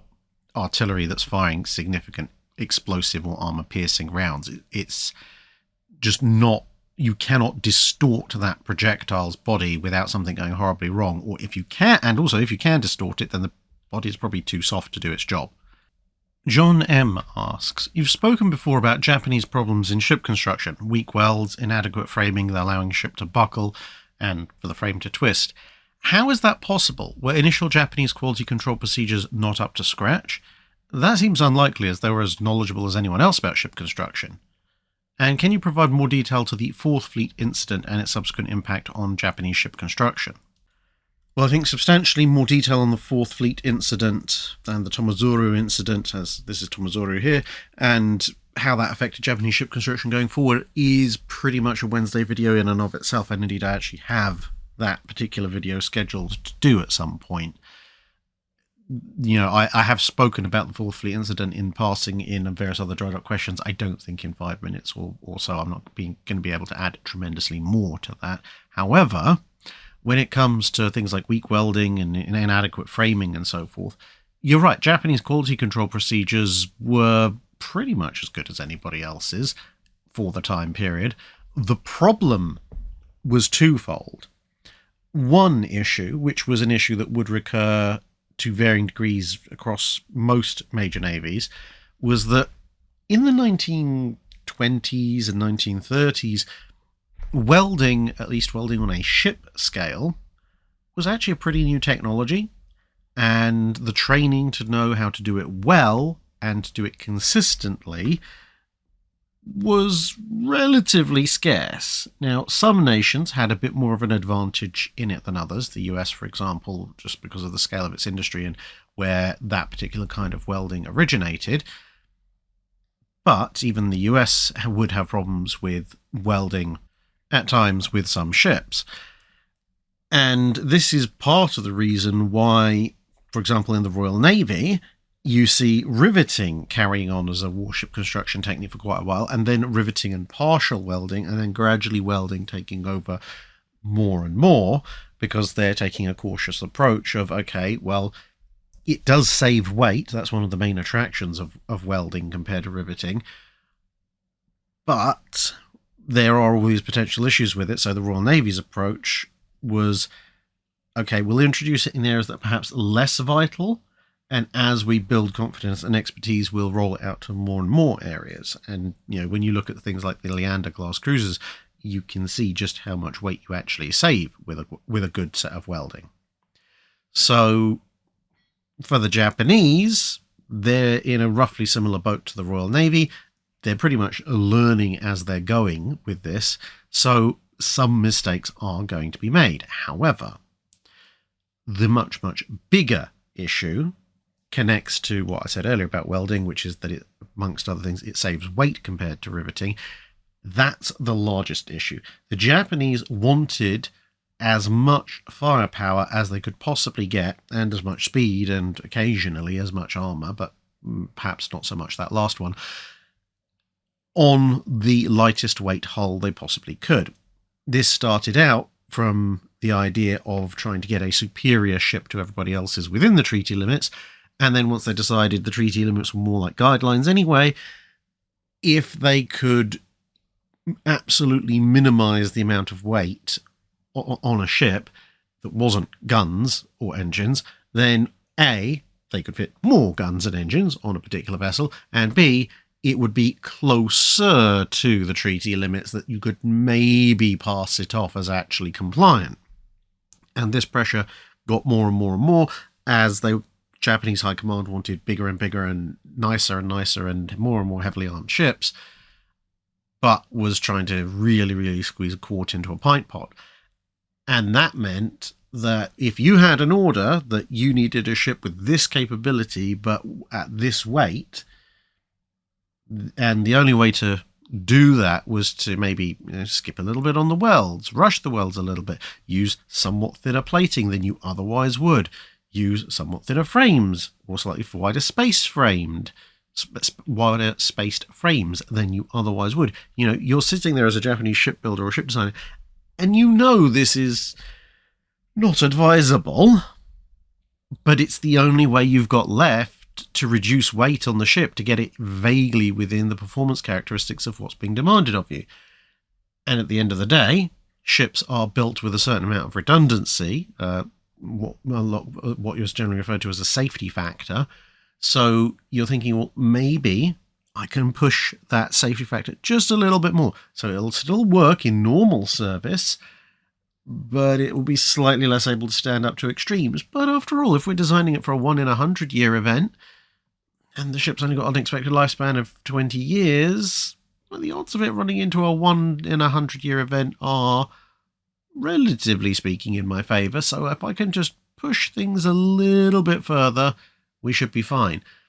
The problem is when you get your 1 in 100 or 1 in 50 or whatever safety factor you're building in event actually happening, things start to break very quickly, and that's not good for anybody. Capitano Lorenzo asks, at what point was angled armour first deliberately used in an attempt to, whatever the material, exercise the improved characteristics of thickness increase or potential deflection provided by the angle? I don't believe a rounded bow, stern or turret really qualifies. Well, it depends how tenuous you want to accept the idea of armour or shelter. So you could, for example, go back to the Korean turtle ship. Now, if the school of thought that says the turtle ship was roofed completely in iron as opposed to covered in iron spikes is accurate, then that would be an example of sloped or angled armour designed to, well, deflect borders, deflect people, as well as deflect incoming fire more efficiently than a flat roof, which people could stand on, or, well, you've got to have some kind of enclosure, so any other roof you put on that's not flat is going to be sloped in some way. You could go back further still and look at medieval siege vessels, and yes, they did improvise some of those with things like trebuchets and so forth attached to them, and even during the Crusades period, 1 or 2, I guess you could almost call them prototype assault ships. And in those cases, as well as having the traditional medieval forward and aft castle, or stern castle and forward castle, which would later give you forecastle, then where the siege weapon was, because if you have a big expensive siege weapon mounted on the ship, you don't necessarily want it taken out at the relatively close ranges you'd have to be employing it, because ship's not really stable compared to land. Those would tend to have a form of angled wooden palisade to help deflect incoming fire, whether that be arrows, stones, javelins, or ballistic projectiles, that kind of stuff. So that's a form of armour, wooden armour, and it is angled to help deflect things, so that potentially would be the case. And we do know, at least in passing, that there were siege vessels occasionally employed even earlier in the ancient world, although I'm not as familiar with the details of exactly how those things were equipped. But potentially some of those siege vessels might have had similar kind of angled wooden palisades similar to the medieval siege vessels. So that could be it. But if you wanted me to say, well, what could I guarantee is the earliest example of some kind of sloped armour and point to period sources for definite, I would say probably, medieval Crusades era siege and assault vessels. HMS Inconceivable asks, I was surprised when I first discovered that water does, in fact, go bad. How was potable water stored and or generated in lifeboats during the 20th century, and how has it improved over the years? Well, it's usually not the water itself that goes bad. You can get a slight stale taste to water if you leave it out for too long, because it tends to become slightly acidic due to various things in the air, mainly carbon dioxide. But stored water can go bad, and that can go bad in one of two ways, or sometimes both. One of which is, if it's not pure water to start with, there may be various things in it that will start to grow, or things in the small air gap left in its container, which may then grow in a moist environment. Or the other thing is the container itself, if it's not inert, may then start to leach things into the water that it contains. Either way, not particularly a good outcome. Now, as far as water stored or generated in lifeboats in the 20th century, well, at least as far as the time period that the channel covers, the lifeboats or life rafts, for the most part, aboard warships, didn't have water generating facilities. So they didn't have distillation machines or osmotic filters and things like that. Although, as I understand it, some more modern lifeboats, especially the more fancy, fully enclosed ones you might find on cruise ships, do actually have these things aboard nowadays. Back then, it was a case of either you're not really supposed to be in the water for particularly long, so you should be picked up soon, so why do you need water? But that's a very rare thing by the 20th century. Most of the time, there would be a small box of supplies, and when you look at some of the close-up pictures of things like Carly floats mounted on the sides of British and American warships, you'll usually see a box about the size of 2 or 3 shoe boxes strapped inside the Carly float, and that will contain things like a flare gun, basic fishing equipment, basic food, and water. Now, water ideally needs to be stored in a completely inert container, so glass is a fairly good one for that. The problem, of course, is if you're in a situation where you're chucking a Carly float into the sea because your ship's been shot to pieces and you're sinking, a glass container may very well be a little bit broken, which is less than helpful. So if you look through the references for various Carly float supply instructions during the early 20th century, quite often there's a lot of references to tins, so tinned water along with tinned food, quite often referred to as tinned food and water. Now, of course, eventually the metal in those tins will rust, although it can be treated to actually stay inert for a fairly long period of time. And then as time goes on, because bear in mind this is the 20th century, looking at a fairly narrow snapshot in time, you will end up with something like what you can see here, where this is on USS Midway, and what's there labelled number 8 is a whole series of plastic containers which have water in them. Plastic, of course, has the advantage of being relatively inert, but also, mostly if you're using the right kind of plastic, very, very unlikely to rupture in the violence of chucking this thing out into the sea. Let's not say it can't, and of course plastic is more likely to leach stuff into the water than glass is, but you're more likely to have some water, even if slightly plasticky tasting, than not. And as I say, we've already covered the rust issues with tins and so forth. Kra F1 asks, related to your ongoing series on the War of 1812 frigate duels, how quickly could Age of Sail ships change and maintain their speed? For example, how quickly would a sail ship reach top speed from a standstill, say from catching the wind with all sails full, and how much speed would be lost in tacking manoeuvres or doubling back turns? It's almost entirely going to be on a ship-by-ship basis, albeit that there are variations on that theme. So, frigates could be expected to have one set of performance characteristics compared to ships of the line, and so on and so forth. So, in terms of how quickly could a ship reach top speed from a standstill if it's got all sails set? Well, yeah, as I say, it's going to depend, well, one, what is the top speed of your ship? Because if the top speed of your ship is perhaps 13, 14 knots, and the speed of another ship is 8 knots, well, immediately on that's the lower speed to aim for in the latter case. But equally, if you're in a really light ship, not a lot of displacement, not a lot of draft, and perhaps a very disproportionately large sail area, you could end up at your top speed incredibly fast. Whereas if you're on, say, a first-rate ship of the line with a lot of inertia with a lot of mass to get moving, and therefore a lot of inertia to overcome, then you could very well end up taking quite a while to get up to your top speed. And that brings us on to another thing, which is if you have more mass and therefore more inertia, you have to be a little bit more careful about how many sails you hoist as you're going from standing to full speed, because if you hoist all sail in a particularly strong wind and the inertia of your ship means that you're not really accelerating all that quickly, you could end up straining the masts, the rigging and the sails and snapping or blowing out one or more of them, which isn't good. And that brings up another point, which is wind speed, because if, say, the wind speed is 20 knots, that's imparting a certain amount of energy per unit of time to the ship. If the wind speed is 30 knots or 40 knots, then it's imparting more energy.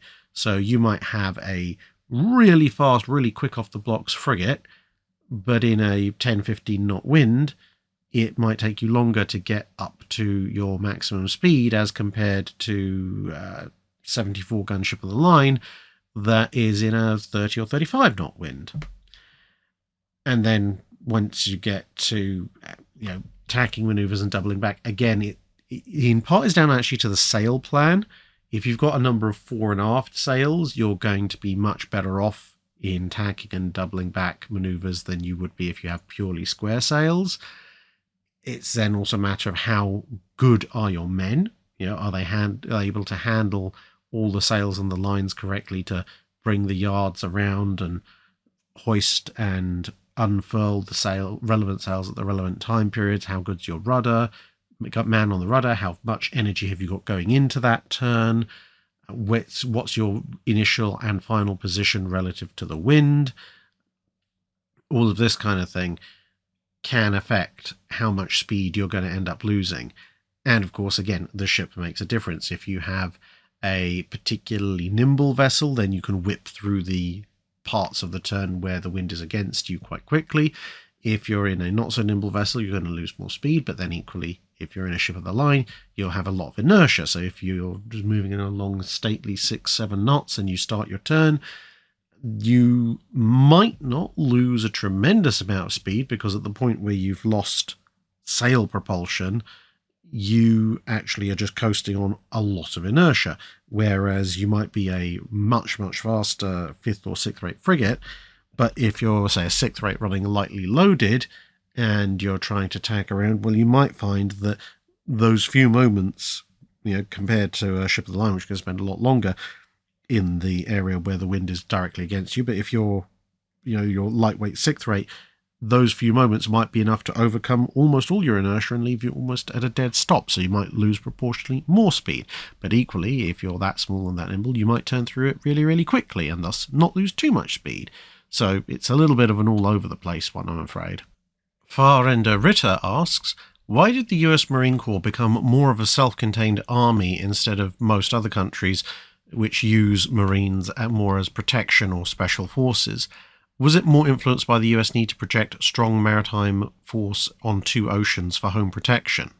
There's quite a lot of complex history behind why the US Marine Corps ended up as it did, but a good part of it goes back to its very early history when, in fact, projecting force across two oceans was the last thing on the US's mind.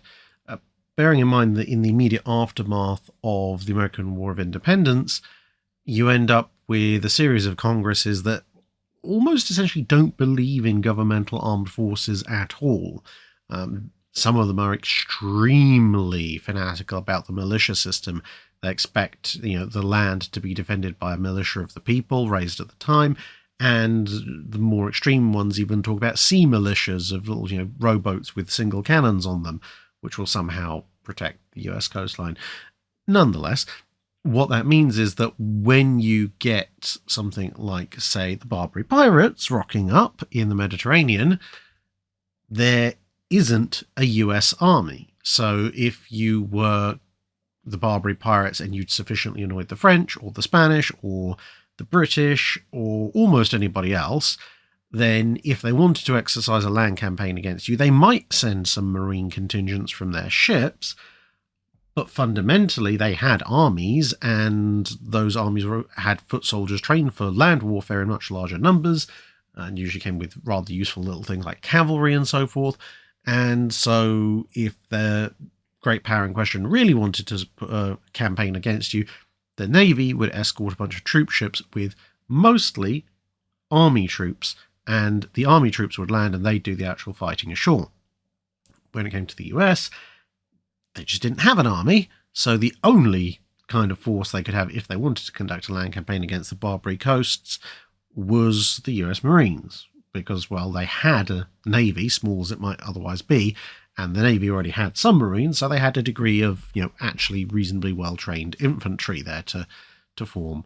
And that kind of set a little bit of a precedent, because although Congress would make semi-regular attempts to completely gut the US Navy, the fact was as long as the US Navy existed, so would the US Marine Corps, and as long as the US Marine Corps existed, there was a bunch of armed men trained in, shooting small arms, boarding actions, and potentially land warfare, which were an ongoing aspect of the existence of the Navy and its ships.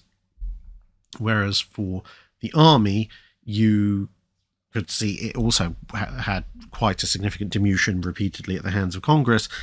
But what was left of the Army in those worst periods of times would be, garrisons on the, for the frontier for US territory before the continental United States was completely secure, and actually relatively small mobile forces. So when it came down to how much of the Army can we send overseas, well, quite often the Marine Corps was either as large or larger than the men that the Army could spare.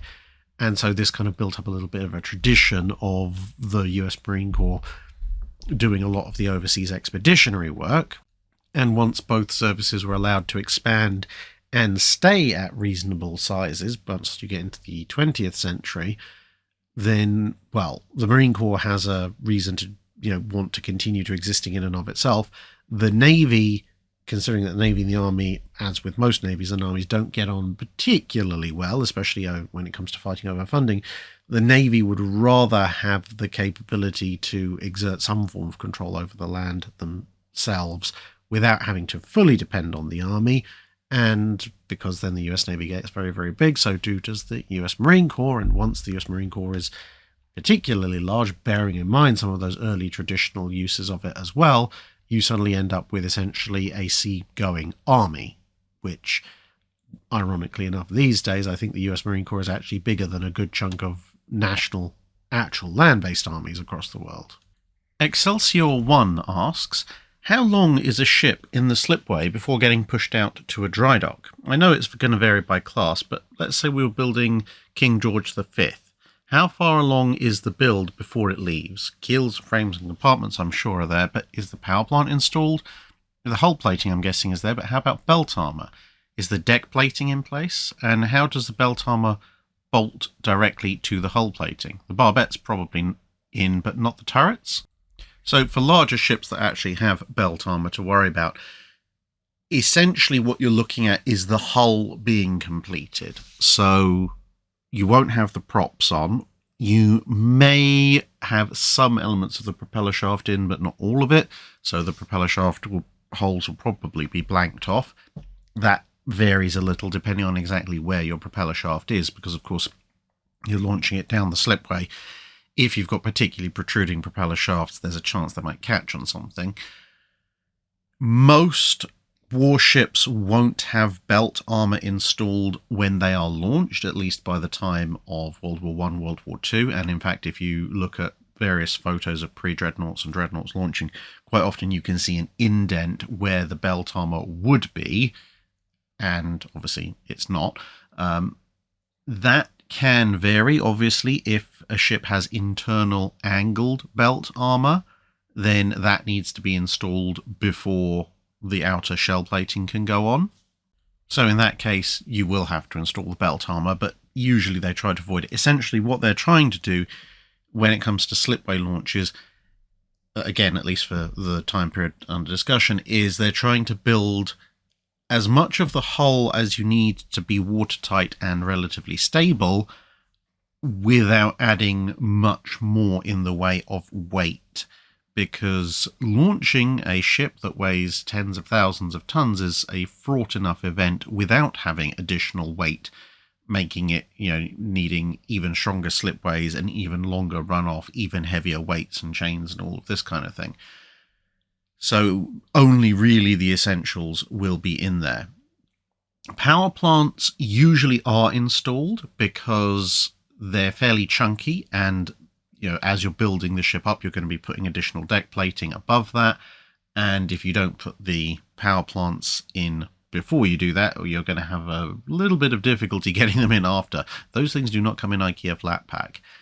So if you look at, there's quite an extensive series of photos actually of HMS Hood under construction. You can see them lowering in her turbines and boilers and so on and so forth. Deck plating, deck armour. Yes, that is in place. Deck plating, because, well, it's part of the structure of the ship. People need to walk around. Deck armour, because it's below the level of the upper deck, so it needs to be in place. Otherwise, you can't put the other stuff on top of it. Does the belt armour bolt directly to the hull plating? Not to the hull plating per se. It will bolt through hull plating if it's external to the ship, but often it will bolt through some kind of backing, and it will be attached to not just the internal hull plating, but also to structural members and so forth. Although that will very much depend on exactly what kind of ship and how they're going about attaching the armour, because attaching 3 or 4 inch armour for a light cruiser is a very different beast to attaching 14, 15, 16 inch armour for a big battleship. The barbettes are indeed in place. They will have been milled down to the correct level whilst the ship is under construction. But yes, you're correct. The turrets usually will not be in place because, again, that's additional weight. And especially when you're launching a ship, potentially some quite significant stability issues as well. But a lot of the hoist systems and so forth for the shells will already be in place. The superstructure of a ship also is usually not present, although there may be some kind of stump of superstructure, a base from which to build in place. Quite often, if you have an armoured conning tower, that will sometimes be included when the ship's launched, or at least the base for it will be. But again, that varies. So when a capital ship gets launched in the early 20th century, what you're essentially looking at is something that cannot move under its own power. It does need to be towed or pushed. It won't have its belt armor protection unless it's internal. It will have its deck armor protection. It won't have any armament, but it will have the bases for that armament, whether that just be through deck mountings or barbettes. And there'll be a little bit of superstructure base, but not a huge amount. Then it goes to fit out and all of that stuff. And essentially any kit that can be lowered through or wheeled through or carried through hatchways and bulkhead doors will be fitted at fit out. The general rule of thumb is essentially if it's too big to be moved in and out of the ship, either whole or in easily assemblable components through the maze of passageways in a ship, if it's too big for that, then it will be installed during the build on the slipway. If it can be installed afterwards, then it will be. Brad in SoCal asks, for a time, battleships were outfitted with catapults to launch seaplanes. This generally is regarded as having yielded mixed results. Were there any noteworthy examples where such a seaplane was successful, such as providing spotting for over-the-horizon main battery fire? There are a few examples of this kind of thing working out pretty well, actually. So, for example, at the Battle of River Plate, the Ajax's Sea Fox seaplane, one of which you can see here, there's not Ajax's, but this is a Sea Fox, was used to spot fire on Graf Spee at a fair distance. You also have Warspite's Swordfish floatplane, which both managed to sink a U-boat and spot the location of various German destroyers during Warspite's advance into Narvik, which probably saved the ship a few times because it was able to do things like say, well, there's a destroyer waiting for you right around this corner or this headland, and so instead of sailing in unawares, Warspite was able to sail in with guns pointing straight at it and able to basically disable and then sink it before it could do annoying things like fire torpedoes at the battleship, and so on and so forth. And then later in the war, when you get to shore bombardment, especially in the Pacific, the onboard recon planes on various ships, obviously mostly US Navy ships at that point, were very useful in finding the targets because, of course, that counts as over the horizon sometimes because radar, at least radar of the time, really isn't going to pick up targets on, say, a rocky mountainside. Visual spotting is a little bit difficult because the rangefinder systems are obviously mostly configured for ships at sea being targeted, not random bunkers. So spotting the fall of shot and then reporting that back was a fairly important job of those recon aircraft during Okinawa, Tarawa, and all the other various landings. German commerce raiders of various stripes were known to use their Arado 196s to try and find and occasionally stop enemy merchant ships when they were obviously on commerce raiding missions. Graf Spee's unit was used for a while until it broke down. Various Hilfskreuzer and the Scharnhorst would on occasion use them as well. But by mid-war, thanks to the advent of radar and, at least in the Allies' case, increasing availability of aircraft carriers, the aircraft assigned to cruisers and battleships, if they were left aboard at all, because some of them were removed, apart from shore bombardment spotting, generally started to find themselves used for more general purpose activities like pilot recovery and so forth, for which obviously they were quite useful because they were immediately available to be utilised and they could operate at sea, whereas carrier aircraft generally couldn't, and bigger aircraft like Catalinas or Sunderlands, which would have to be based from land, well, not necessarily land-based airfields, but based offshore in Allied-held territory, would either have limited amounts of time they could spend overhead or quite extended response times. Whereas if a pilot was down, 50, 100 miles away from the fleet, you could launch a walrus, and the walrus could go and have him out of the water inside of an hour. Smelly Kaka asks, having binged my way through a back catalogue of Drydocks, I've seen a few questions about the time it takes steam-powered ships to get up to speed versus the merits of diesel power for capital ships. If we borrowed a couple of time travel machines and used them to fetch the Graf Spee fresh out of the yard and line her up next to a Vietnam era New Jersey, how far away would the finish line have to be for New Jersey to win the race? Unfortunately, I don't have enough data to quantify this exactly, although there are a few variables that you would need to specify. So, for example, are both ships starting from cold, everything off, in which case, that gives Graf Spee a much larger advantage because the time taken to start up diesels from cold and get underway is considerably shorter than lighting off boilers using heavy fuel oil from absolute cold. Conversely, if both are starting off from standby, so perhaps Graf Spee has some of its diesel generators ticking over. New Jersey might have a boiler ticking over and thus can perhaps build up steam a lot faster? Or are they starting from maybe just cruising at 5 to 10 knots? And so, New Jersey has potentially all her boilers online, and Graf Spee is just ramping up the power. New Jersey has to ramp up the pressure gradually.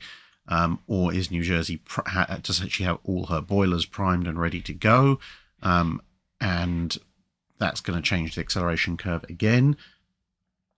And of course, whilst we do have the acceleration curve for an Iowa-class battleship, I, at least, don't have the acceleration curve for a Deutschland-class cruiser. So, it's essentially, you have to specify where they're starting from and what status they're starting from in. Because for Graf Spee, okay, it's either just at the dockside or underway, but for New Jersey, as we said, it could be completely cold. They could have one boiler online. They could have all boilers online but at low pressure. They could have all the boilers online and already ramping up. There's a whole load of variables there. But specifically with the comparison between Graf Spee and New Jersey, you might have a few interesting results in terms of expectation versus reality, because, of course, with Graf Spee only having a maximum speed of around 28 knots, as most of you will be aware, having seen those previous questions, the acceleration curve of steam-powered warships tends to ramp up quite quickly in the middle portion of their speed regimen, and then the last 3, 4, 5 knots tend to take a lot longer to reach. And with New Jersey being on paper capable of 33 knots, in reality, at least with reasonable light loadings, being capable of just over 35 knots, she'll actually be well within the regimen of rapid acceleration for steam-powered warships when she surpasses the speed of Graf Spee. Nathan P. Gillespie asks, if you can take the collected works of one naval historian with you to a desert island, including anything that they've written that's not about naval history, who do you pick? I would go with Robert Massey, but you introduced me to Stephen Roskill, and I love the Hankey trilogy and naval policy between the wars. Well, you see, for me, that's a very interesting question, because I'm a very fast reader normally, which means that I just need something that's got a prodigious volume. Otherwise, I'm going to go completely out of my mind bored. At which point, I'm probably taking the collective works of Norman Friedman, because, well, apart from anything, there's enough of his works, and they're thick enough, you could probably build a small shelter just out of the books, especially once you count stuff he's collaborated and added chapters to. But also the text size tends to be relatively small, and it tends to be quite text heavy.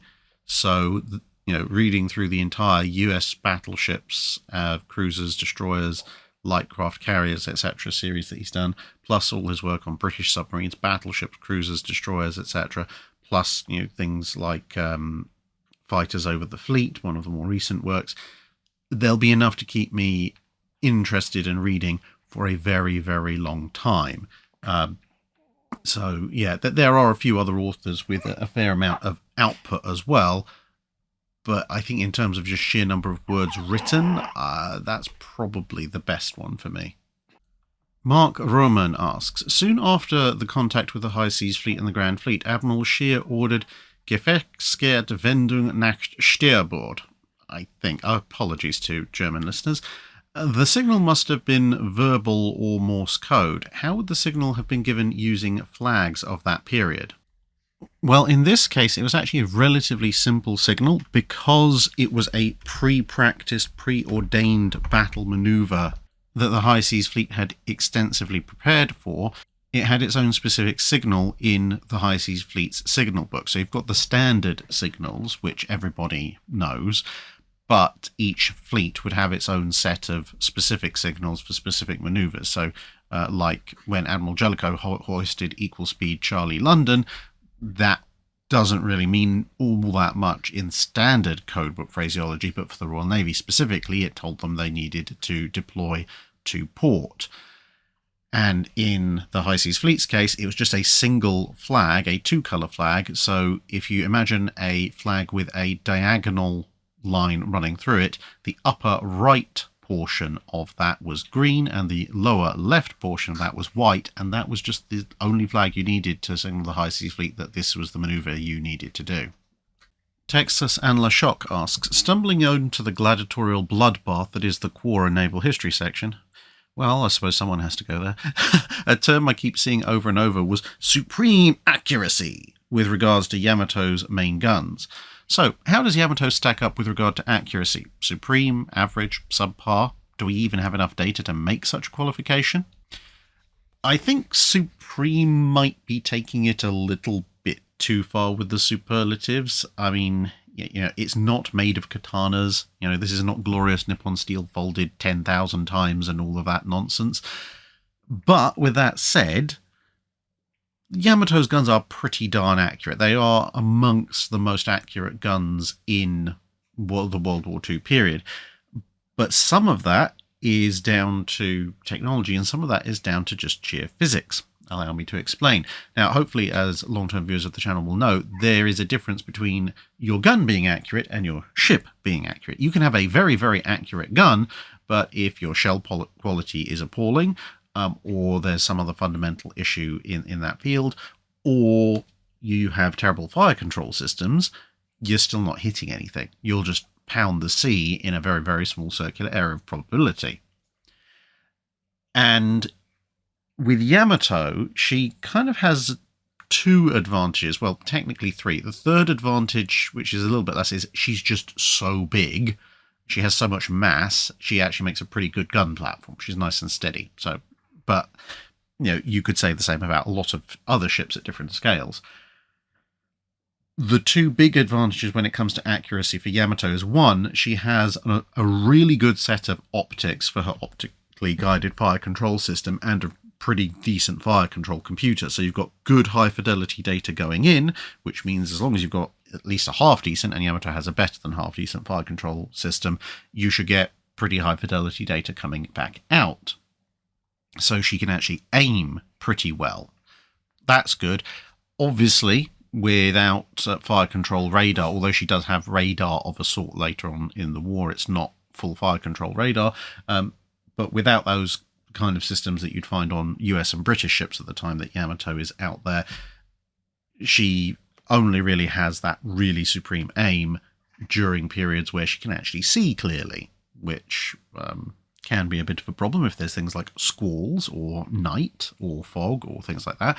But anyway, so, she can aim the guns properly, but can the guns actually hit where they're being aimed? And in this case, yes, the 18.1-inch guns were very well manufactured. They were the process, as I've covered in a recent video, of a very long development process. And where physics comes in to help you is that, assuming that you're, again, half competent at actually building a gun in the first place, which, the Japanese were, for the most part, a good portion of what then affects the shell's ballistic flight path, assuming that you haven't done something really silly like overspin it, which seems to be the problem with the Littorio's guns, is going to be environmental factors, humidity of the air, and therefore density of the air at different layers in the atmosphere, because these shells are going to be going up quite high, and then the wind, which again, wind direction and wind speed can vary quite considerably at different points on the flight path of a battleship shell, both in terms of, it might be windy and going westerly over here, but by the time the shell reaches its target, the wind over there might be southwesterly and quite calm.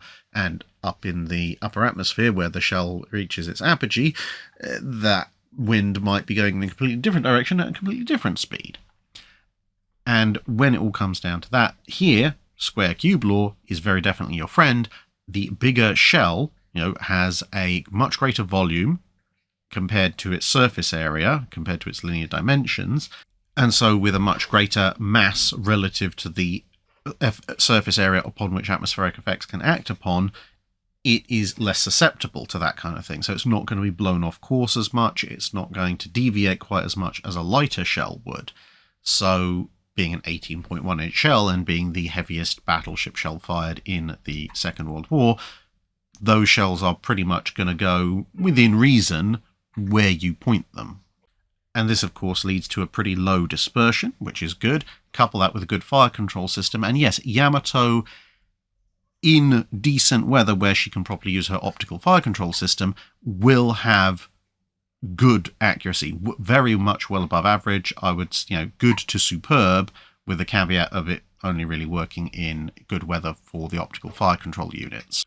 But supreme accuracy, I think, is probably pushing it a little bit, because radar guided fire control systems using guns that are almost as accurate ballistically would be an overall superior solution, because they can fire more accurately in more weathers, and obviously being radar guided are slightly less susceptible to human error.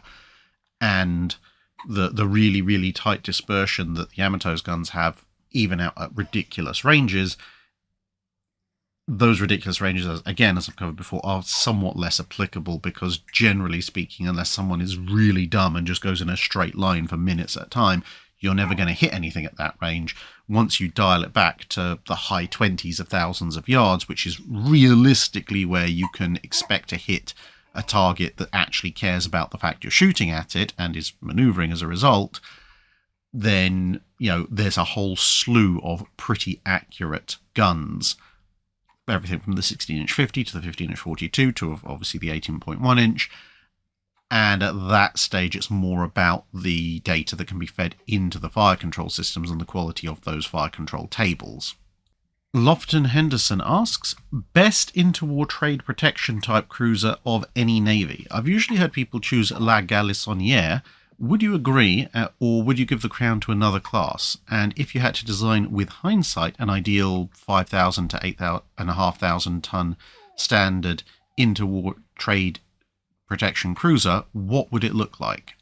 Well, trade protection cruiser is a very specific term, and if you were going to look at ships that was designed specifically for trade protection, then, well, the Leanders are going to win it, because they're the biggest cruisers specifically designed for trade protection and labelled as such. But that's being very, very nitpicky. I get the gist of what you're trying to say, essentially non 10,000 ton or close to 10,000 ton treaty era light cruisers. So, as you said, something in the 5 to 8,500 ton range. At which point, the competition isn't exactly vast. You've got, at least in terms of modern-ish cruisers, you've got the Arethusas and the Leanders from the British. You've got the Leipzig and the previous Königsbergs from the Germans. If you want a joke entry, I suppose. You've got various flavours of condottieri from the Italians. And, of course, you have La Galissonière from the French. There's a few slightly older ships and so forth. And the Japanese, technically, you could enter the Agano or the, not so much the Oyoda, but certainly the Aganos. But they're a bit later on and not really designed. Not really designed for trade protection, not even really designed for general fleet work. They're designed for a very specific mission. At which point, compare and contrast, all of those under 8,500 tons. And yet I pretty much would say you have to give it to La Galissonière. There is a few things I would correct, but she's got good armour, good main battery firepower, 9 6-inch guns in 3 triple turrets. The things I would probably alter with La Galissonière is probably use slightly heavy anti-aircraft guns. She does have 8 of them, but they are 90mm guns. That's a little on the small side. She was refitted with a pretty extensive medium anti-aircraft array. You can't really hold that against any particular trade protection size cruiser, to be honest, because that's relatively easy to change. The only other thing, of course, is the torpedo. She has 4 torpedoes in 2 twin launchers. If you're going to have torpedoes, that's a little sparse, but compare and contrast her with almost anything else, and she is still superior. So yes, I would give it to her. The only real competition, I would say, at that stage is actually one of my favourite light cruisers, which you may have guessed from videos I've done before, La Argentina, the actual Argentine training cruiser of all things, because she actually has slightly thicker deck armour than La Galissonière. Admittedly, the turrets are fractionally thinner. The belt is a little thinner, but she has the same kind of main guns. She has, admittedly, only 4 4-inch AA guns, but as various British cruisers are going to prove later in the war, swapping the 4 singles for 4 twins was actually pretty easy. And she has 6 torpedoes, 2 triple launchers, which is a little bit slower. But as I've covered previously when talking about La Argentina, she was designed specifically as a cadet training ship, so she does have some concessions made to that for accommodation, schoolroom-wise, etc., etc. And she is 1,000 tons lighter than La Galissonière, so she's a strong second place, but I think the French ship definitely takes it. Now, if you were going to try and do a trade protection ship that would be, the ultimate vessel, then, as I've mentioned before, I would probably expand La Argentina up to 7,500 ton standard, so comparable to La Galissonière. And using that extra displacement, I would buy, twin 4-inch instead of single 4-inch, or if you're going fully international, you get the lightest weight twin 5.5-inch 38s if you really want, and add an inch to the belt, keep the deck as it is, maybe stick another inch or 2 on the turrets, and you're pretty much there. And obviously with the extra displacement, extra length, a little bit more machinery, so you can go a little bit faster. And that would be pretty much my ideal. Or alternatively, take La Galissonière and, give it an extra torpedo tube on each side, so triples instead of twins, and something slightly heavier than a 3.5-inch AA battery. And again, you're pretty much spot on. John McCarthy asks, in a recent Drydock, you showed that some steam turbine-powered ships like HMS Belfast had a clutch. In a car, a clutch allows the driver to switch gears. Was that the function of Belfast's clutch, or was it to switch between turbines? How did ships without clutches work? The exact function of a clutch on a steam turbine-powered ship depends very much on the ship in question. So, for example, with reversing, on some steam turbine powered ships, to reverse you would simply run steam in the opposite direction through an existing turbine, so you'd have to stop the turbine and spin it back up the other way. That of course would already be engaged with the prop shaft, so you didn't have to do anything. However, on other turbine powered ships there were dedicated reversing turbines, and so you would have a clutch on a ship like that to disengage from your forward propelling turbine or turbines, depending on the type of ship you have, and then to engage the services of the reversing turbine, which would then obviously allow you to go backwards. On Belfast in particular, you can see here on the brass plate, it says, when changing over from high pressure to cruising turbine, clutch must never be engaged when the shaft revs are in excess of 200 per minute. So this, on Belfast specifically, is to allow you to switch between the high pressure and the cruising turbines, which obviously cruising turbine more efficient to use at lower speed, but can't get you to maximum speed. The high pressure turbine can do so. And you can actually see the mechanism, not just the actual clutch open and close section further into the engine room, but if you walk along the open turbine they have down there, you can actually see where the cruising turbine is, and then where the clutch, the actual mechanical clutch, is to hook into the high pressure turbine. So when the ship's running on cruising turbine only, the steam's being fed into the cruising turbine, but it's clutched in to the high pressure turbine, so it's actually still spinning the high pressure turbine blades, because it's the other end of the high pressure turbine that is geared into the actual main reduction gearing. And then when you want to switch over to running at full speed, you have to declutch the cruising turbine and then feed the steam into the high pressure turbine directly. So on Belfast, although using the clutch does allow you to change what speed and fuel efficiency you're going at, which is similar to how a clutch would work in a car, in other ways it's actually almost the reverse, because in a car you are using the clutch with the same power generator, your engine, and changing the gearing. Whereas on Belfast, the gearing remains the same, and what you're actually changing is the power plant. So if you imagine on a car, the way that Belfast clutch works is almost as if you had a small, let's say a 2-cylinder engine for cruising around a suburban neighborhood, and you had a big V6 or V8 for cruising on the motorway or the interstate or whatever you want to call it. And so you would drive around, maybe only able to do 30-35 miles an hour on your little cruising engine, and then when you hit the motorway, you declutch out of that and attach yourself instead now to your big V6 V8, and then off you go down the motorway, which obviously is not necessarily the most fuel efficient solution for going around if you then pull off the motorway and end up back on suburban roads. Reaver's Rambling Recess asks, was there any particular reason beyond perhaps doctrinal that prevented the armoured deck carrier concept being used in lieu of armoured or unarmoured carrier designs by the American and British navies from their treaty carriers and onwards?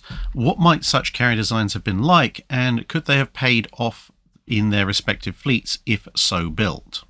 So essentially this is the compromise solution, whereas you have US carriers which, if they have any substantial degree of armour, depending on the design, it's going to be on their hangar deck. So the hangar itself and the flight deck area is essentially completely unprotected, versus the British with the Illustriouses and the Implacables, where you have an armoured box hangar. So the flight deck is the armoured portion, and also the hangar sides are armoured and therefore enclosed.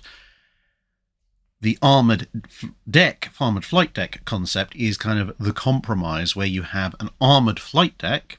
So, in theory, you should keep kamikazes and bombs and so forth out of the hangar, but you do not armour the hangar sides, the hangar box, and therefore you can have open sides, side lifts, etc., which obviously allow you to ventilate the hangar more. It saves weight. It therefore allows you to have a larger ship and larger hangar. It allows you to run aircraft up whilst they're in the said hangar, rather than having to wait to get them out on deck, and so on and so forth. And it really is, in a lot of ways, the compromise between the two, because the armoured flight deck turns out to be really good at resisting bombs and kamikazes. The armoured hangar on the sides was there more to protect the hangar and the aircraft within against surface gunfire and the like. I mean, it did also protect against near misses, splinters and blast from nearby bombers, but you could have done that with a lot less armour. And actually, this compromise is pretty much what both navies semi-independently arrived at in the aftermath of the Second World War. So if you look at the, to a certain extent, Audacious class, but definitely the Midways and the Maltas, they all have arrived at pretty much this idea of having just the flight deck armoured, but not the hangar sides. Of course, this does mean a slight compromise, because if you have just the armoured hangar deck, aka Yorktown and Essex class design, you can have the biggest possible flight deck and hangar space. And if you have the armoured hangar design, aka the British design, you have the best level of protection, at least if you're taking hits. With something like the Midway, proportionally speaking, although obviously she's a much bigger ship, but proportional to her displacement, she carries slightly fewer aircraft. I mean, she actually carries more than the Essex, but that's because of her size. If you look at aircraft per ton, she carries very slightly fewer on that ratio. As for why you don't build a carrier, armoured in the way that Midway is, yeah, it's pretty much doctrinal. It would have been entirely possible to do something, or maybe not necessarily at that size, but certainly to that design concept pre-war, but the British had basically gone all in on survival of the carrier above all else by making the carrier really, really hard to sink, and the air group, to a certain extent, suffers because of that, whereas the Americans had gone with survival by dint of hitting the enemy with overwhelming firepower first and having lots of fighters, with accepting the fact that if the aircraft carrier then got hit, there was a fairly good chance of it either being sunk or knocked out of action by relatively small bombs. And as for what such a carrier design probably would have been like, if you look at what was built, Ark Royal, Illustrious, Implacable, Yorktown, and to a certain extent Wasp and Hornet, not so much Essex because that's a little bit less restricted. But so if you're looking at the interwar period, what you could build then, and maybe Implacable and Essex as follow-ons, then I think you could be looking at a carrier capable of operating about 70 aircraft, give or take. So it could be anywhere between 60 and 80, depending on exactly what size you go for, because bear in mind, a lot of treaty period carriers were actually built slightly below the limit that you theoretically could go up to, and also what balance of aircraft. So, if you're loading lots of fighters and slightly fewer torpedo bombers, you might get closer to 80. If you're loading lots of strike aircraft and fewer fighters, maybe closer to 60. But somewhere in that region, so let's say 70 aircraft. And I think that actually would have paid off for both navies quite a lot, because let's face it, the British armoured flight deck carriers, armoured hangar carriers, they never faced significant bombardment from enemy shells. Glorious did, but Glorious was not an armoured carrier in any way, shape or form. So for the British, having an armoured flight deck at the same thickness, it's really not going to change all that much in terms of survivability. They're still going to bounce kamikazes. They're still going to skittle a number of bombs off the sides, and potentially some of the damage caused by the few heavy bombs in the Mediterranean that did make it through the armoured flight deck but then didn't get too far in, that may be mitigated. And of course, given they have pretty good fighter control direction from the start, they might not suffer quite so many hits because they're able to loft more aircraft and have more aircraft in reserve and so forth. So the British certainly would have benefited from that, and I think the Americans as well, because although it would have meant a slight reduction in the overall number of aircraft present at any given carrier battle, early on the American fighter control direction is pretty much a joke. So you can have an arbitrary number of fighters. If you can't direct them at the enemy strike, it's not worth anything. Like at one of the Guadalcanal carrier battles, they had 50 Wildcats in the air.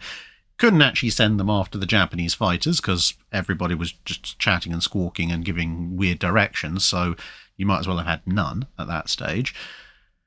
But then when you look at the number of damaging hits and potentially also fatal hits on some US carriers, yes, torpedoes didn't help in some cases, but for example, Yorktown at Coral Sea and all sorts of other US carriers were either damaged or sunk or put a good way towards sinking by relatively lightweight Japanese bombs that punched down into their hangars and occasionally a little bit beyond that. If they'd had armoured flight decks, there's a good chance those would have been resisted. Those carriers would have stayed in operation. Maybe the torpedoes still would have got them, maybe not, because obviously fully operational, better able to dodge and weave. And things like the Coral Sea damage just flat out wouldn't have happened. At which point more American carriers are still around at the end of 1942, which means the Americans have more carriers to throw into those later battles like Eastern Solomons and Santa Cruz, which could give them either make it a win or make it a greater margin of win. And it means that they've got enough carriers to go on the offensive sooner rather than later in 1943.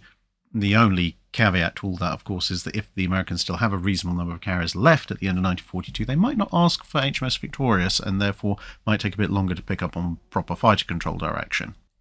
Camino John asks, peacetime civilian vessels versus Navy warships in the age of sail. I recognise that merchant ships operated frugally with lean crews that basically sailed the ship with the remainder taking care of basic repairs and feeding the crew. Warships would have substantially more crew for rigging, guns, repair, command, protection, and crew welfare. My question is, did merchant vessels defer certain types of activities until they reached port, utilising onshore labour to get the ship ready for the next leg of the voyage, or did warships have an overabundance of excess labour, given that there were more bodies than practical work that needed to be performed? Yes to both, because, of course, on a warship, you've got a built-in redundancy against casualties. So you have more men than are strictly needed to run and fight the ship, because you're assuming that, well, some of them are going to potentially be injured or killed in battle. And also, bearing in mind with warships potentially going on voyages that might last years, whereas merchant ships are very much about going point to point, especially before the introduction of things like lime juice and so forth, you may also lose a certain number of men to disease, even without ever firing a shot. So when a warship in the age of sail is fully crewed, there are somewhat more men than are strictly necessary for ship's operations. And that's why you get a certain degree of specialization within the ship. So a sailor who perhaps is manning a 32-pounder gun deep in a first-rate ship of the line may not really know all that much about the sails and how that part of the ship works. Their greatest utility, if you're in the middle of a storm and you really, really need all hands on deck, literally, is going to be, as part of a party on a rope. Here, hold this rope along with a bunch of potentially, hopefully, slightly more skilled people, and when we say heave, you heave. That's kind of the extent of the training they might have. But likewise, an experienced top man, i.e. someone who's at the working in the upper part of the masts and yards and sails, probably really doesn't have all that much of a clue about loading and firing a cannon. In each case, they might pick up skills from their shipmates, but they're not going to be anywhere close to being qualified to do anything other than, again, the most basic task. So, if the sails and the masts have gone by the board and all that's left to do is fight, then, well, a topman can pick up a cutlass and clonk someone on the head with it, or, bring shot to a cannon or something like that just as easily as anyone else. But if you ask them to do something a little bit more complex, like sight a cannon, they're not going to be able to do that in the heat of battle for the most part. And with the merchant ships, you could, in theory, careen a merchant ship with a relatively minimal crew, but I wouldn't want to try it, because if something does go slightly wrong, you really do not have the manpower for that, to make that situation right. So some elements of major ship maintenance would be things that would be dealt with in port when you could get more labour onto the problem. Of course, there things like leaks and so forth you had to make good there and then, but this kind of thing dictated the minimal crew of a merchant ship. What do you absolutely need to do, or how many men do you need to make the absolutely necessary repairs to get a ship to port? Right, that's how many people you will have aboard, amongst other restrictions. But the kind of all hands repainting the ship at sea because everybody got slightly bored that you could do with a warship, there's just not enough men on a merchant ship to do that kind of thing. Fireteam Joker asks, for the French battleship Jean Bart was rushed out of Drydock during her fitting out stage and fled to French Morocco in 1940. She then got into a substantial firefight with other battleships before she was even commissioned. How common was it for uncommissioned warships to engage in battle? It really was exceptionally rare, and that's really for two broad reasons. Firstly, the armament, or in latter stages like World War II, the ammunition for a warship was usually one of the last things to be loaded aboard, either during trials or after commissioning, because not even just different navies, but just at different times, you could sometimes have a ship that would be accepted into commission and then sent on trials. You might have a ship commissioned partway through its trials, or you might have a ship that has to do all of its trials first before being commissioned. So, especially if a ship is commissioned before it's even gone out and done its trials, or a substantial portion of them, you may end up with a ship that's technically commissioned, but it doesn't actually have any ammunition on board in the Age of Steam and Steel, and that will come later. And in the Age of Sail, you might commission a ship, but the loading of the guns might be 2 days before or 2 days after that date.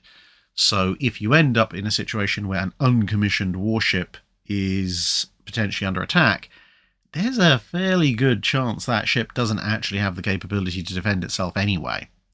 Jean Bart is a really weird niche example because she's kind of halfway towards being operational, but also not, in a way that is completely atypical for a ship that's being worked up to be commissioned, precisely because of the fact that she was rushed out and then pulled from pillar to post, and then Vichy France is quietly trying to get her vaguely back online whilst she's still not technically complete and therefore can't quite be commissioned. Plus there is also the issue I'm sure in the back of quite a lot of French naval officers' minds of, as long as she's not commissioned, the Germans probably don't care. As soon as Vichy France actually has a commissioned battleship, then, well, they might care a little bit more. Obviously, you've got Dunkirk and Strasbourg, but they're considerably smaller, and Richelieu is off elsewhere doing other things. So, yeah, for one thing, uncommissioned warship probably can't actually fight in most cases. And the second thing is, again, normally, your uncommissioned warships tend to be either in your major shipyards and military harbours, or en route to or from one of those places, which tend to be rather core strategic elements of your national defence infrastructure, at which point, if your enemy has shown up and is shelling the area to the point that your uncommissioned warship may be in the firing line, things have probably gone dramatically, horribly wrong, to the point that whether or not your uncommissioned warship can do anything other than ram the enemy, that is really the absolute least of your concerns. And just look at the Midway raid by the Dutch, for instance. Paul Frederick asks, diesels used in ships and submarines, did they have a reversing gear, or did you stop the engine and do some valve or timing changes and then restart it in the opposite direction? And how long did it take to reverse? It depends very much on the submarine in question and what engines they've got, because different subs work in different ways, and so do their engines. So on some engines, it was entirely possible to just reverse the diesel engine, as you mentioned, with some valve and timing changes. In others, they were clutched and geared so that you could engage a reverse gear. And in some submarines, the diesels actually didn't drive the propeller shafts directly. They drove generators which drove the electric motors. And some subs even had a hybrid setup where some of the diesels would run via the electric motors and others would run directly to the prop shafts. So obviously in the case of a diesel that's connected to a generator that's connected to an electric motor, you could keep the diesel going, you just reverse the polarity on the electric motors. For something that was directly connected, then either you had to hope that you had a clutch and gear that you could use to set everything in reverse, or you'd have to stop the engines and reverse everything. And sometimes the process of declutching and setting everything in reverse was quite extensive. So it's noted, for example, in one immediate post-war publication internally by the US Navy, that the process for declutching and reversing a lot of US submarines was actually quite difficult and extensive, and a lot of US Navy captains didn't really like it. So whereas it specifically notes that German U-boats could maneuver themselves up to a dock very easily because they could go forward and reverse on their diesels nice and happily, it actually noted that a lot of US captains, if they needed to go into reverse, would prefer to just go and straight over to the electric drive and use that instead of going through the process of getting their diesels in reverse. Greg Germain asks, it has been emphasised in many books and videos that one of the advantages that the British fleet had over the French in the Age of Sail, particularly the Napoleonic Wars, was the training and experience of their crews. The French, mostly blockaded in port at that point, didn't have the ability to weld a cohesive crew via training, drill and long-term sailing, especially through storms. My question is, how would you rate the US crews during the War of 1812 in this regard? What was their level of training and how cohesive were their crews? We read that Chesapeake's crew was not at all cohesive or nor trained together, while Shannon's was highly trained and skilled. And what of the crews of Constitution in her various battles, the United States, President, etc.? How long had their crews sailed together, and what was the attitude of the US Navy in general, and those ships' captains in particular, in regards to training and drill? Generally speaking, the US Navy's crews were pretty good for a couple of reasons. Firstly, of course, when the War of 1812 broke out, they hadn't been in a major conflict for a while, so they'd been able to sail around and get sea experience. Leopard incident aside, most of the time people weren't shooting at them in the latter part of the 1800s. That's the period of 1800 to 1810. And the other advantage they had is being a relatively small navy, not just in absolute numbers, but also relative to the population of the United States at the time compared to, navies in Europe and the population of European countries at the time. They could afford to draw on essentially an all-volunteer force of relatively experienced sailors. So they had somewhat less of an issue integrating completely sea illiterate landsmen into their crews. Now, of course, if you had no experience sailing, there was nothing technically stopping you from just rolling up and volunteering to serve in the US Navy. You've got to start somewhere, but at least at that point, it's still a volunteer who's willing and hopefully able to learn pretty quickly, rather than someone you've impressed into service who may not be particularly keen on the whole plan and the idea.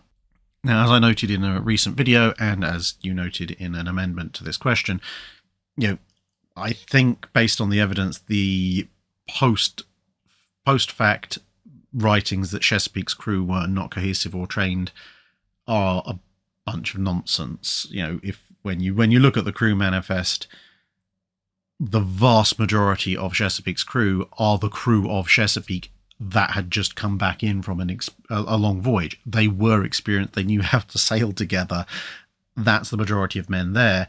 And of the minority that have been brought in to supplement numbers, most of them are either not going to affect the ability of the ship to fight, like the Marines, in terms of sailing and gunnery. The Marines just have to shoot things on deck. And then the percentage of the minority of replacements are actually mostly fairly experienced sailors who have come over from Constitution and so forth. And they've been through a quick period of training as well. So, Chesapeake's crew were pretty good, especially considering the bunch of other experienced ship crews were at that point being drawn off for action on the Great Lakes. I stand by what I said in my video. Chesapeake's crew were probably about as good as the US Navy could hope to get at that point on the East Coast. They all pretty much knew what they were doing. They all had pretty much seen sea experience, with the possible exception of one or two whose lack of sea experience didn't actually affect the ship's ability to sail anyway. And they had a bit of a bonding period under Lawrence before they sailed. And because, again, small, all-volunteer Navy, fairly driven officers, the majority of US ships placed a fair bit of emphasis on training and drill, so their crew qualities were generally quite high and quite good. So if you were to say take a crew like HMS Shannon's crew, and you say, right, that is a crew that is a 10 out of 10, then you could say that on average, the average British ship would maybe rate an 8 out of 10, and so on and so forth down the line for various other nations. And remember, that's an average British crew. So you could have British crews that were 9 out of 10, obviously Shannon, but you can also have crews that are 6, 5, 4 out of 10. There's quite a wide range in the Royal Navy. With the US Navy, I would tend to say that the majority of US ships crews, if we're using that same paradigm, are probably in the 7 to 9 out of 10. So there is still a range, but it's a somewhat narrower range, and the overall trend is probably slightly higher. Proportionally within the US Navy as a percentage, you'll find more 9 out of 10 or even 10 out of 10 crews in the US Navy than you would in the Royal Navy. But you would find crews that skilled in both navies. Now, the one big caveat to all of this is that as the war goes on, the War of 1812, as again hilariously badly named, carries on into 1813, 1814, 1815, by the time you get to late 1813 and then into 1814, a good chunk of the US Navy is blockaded into port and spends a long time, and sometimes the rest of the war, in port. Not really able to do all that much. And so you begin to see the same issues that affected the French and the Spanish navies to a certain extent. Now, obviously, they were cycling crews back and forth to the Great Lakes, so they were still getting some experience there in some cases. Some ships were able to make a break for it and slip past the blockade. And ultimately, if you have a core of experienced sailors already, then they've got further to fall before they become bad. So they might go from cutting edge over a year in blockade to merely good, or good to adequate, that kind of thing. So by the end of the war, some US Navy ships, I would reckon, have probably maybe dropped a point or two on the score out of 10 rating, simply because they know what they're supposed to do. They know who their crewmates are. They just haven't had time or opportunity to exercise that for real at sea for a considerable period of time by the point the War of 1812 is drawing to a close. If the gods had wanted us to be happy, they would have given us a delicious honey-based alcoholic beverage. Oh Look Mead asks, between the 12th of November 1918 and the 6th of December 1941, if you were building 4 gun-armed capital ships, what would be the pros and cons of building the following? 2 battleships and 2 battlecruisers, or 4 ships of the German Einsatzschiff, potentially? Apparently that's translated unity ship. I think you've got 2 scales to go on. One is, are you treaty bound or not? And the other one is, of course, time. So if you are not treaty bound, then I would say going for a unity ship, i.e. what we would probably later term in the latter part of the 1930s a fast battleship, is probably the best place to go right from the start, because with the advent of small tube boilers in the mid to late 1910s, and then them getting actually properly good in the late 1910s, early 1920s, it is possible at that point to build a ship that combines the best elements of both. So decent protection, like a battleship, decent firepower, pretty much like either, but also speed, more akin to a battlecruiser than a battleship, i.e. breaking out of the 21 to 23 knot margin that most battleships in the mid to late 1910s were capable of. But due to the restrictions on technology, because although it's advanced, it's still not as advanced as it would be in the mid to late 1930s, you do need a bit more discretion in terms of your weight. So perhaps the best design of that 5-year period in the immediate aftermath of the First World War, is probably the G3s. You look at the G3s, they've got armour that is as good or better than the vast majority of treaty battleships 20 years down the line. They've got speed that's competitive with the absolute best of them, and actually faster than any treaty battleship, and only fractionally slower than the Iowas, which are escalator clause ships. And they've got the firepower of the most heavily armed of the treaty battleships. But that comes at the price of quite a lot of displacement. But if you can do that because you're not subject to a treaty, then by 1920-ish or so, it is entirely possible to build a fast battleship, unity ship, whatever you want to call it, the kind of the final expression of a capital vessel.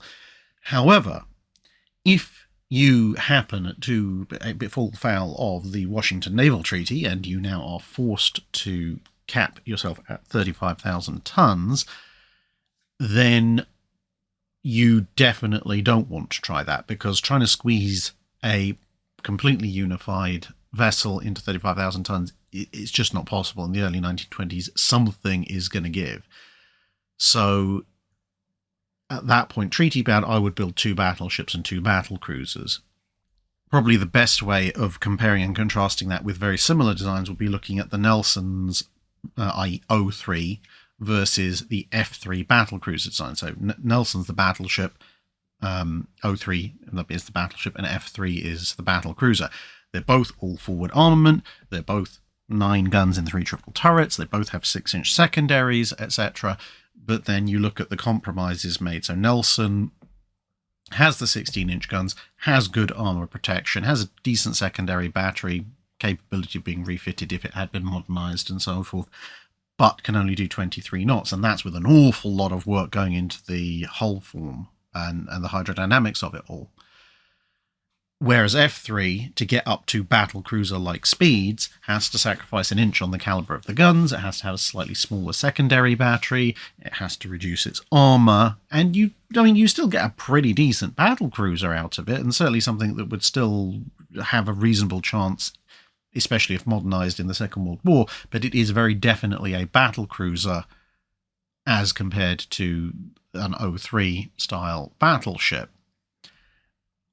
And crossing over those two is not really going to be possible, because if you drop the speed of F3 much, you really drop out of battlecruiser range and you get that weird intermediate speed, which isn't very useful for anyone except the QEs, and even then not massively useful for them except for the weird circumstance of them ending up in the Second World War. The protection's all right either way, I suppose, and then firepower's okay-ish, one way or the other. But yeah, it's that speed. You can't really drop it too much to buy anything more in terms of armour or firepower, and that really limits you. I would say if you're then building 2 battleships and 2 battlecruisers instead of 4 unity ships under the treaty system, the point at which it starts to perhaps make sense to switch over from battlecruiser battleships as distinctions over to fast capital ships, fast battleships, is probably about historically when it actually occurred, i.e. the late 33 or 34 over to mid 1930s.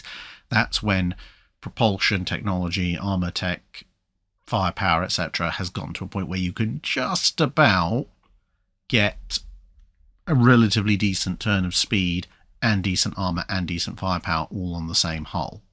And well, that wraps up part 1.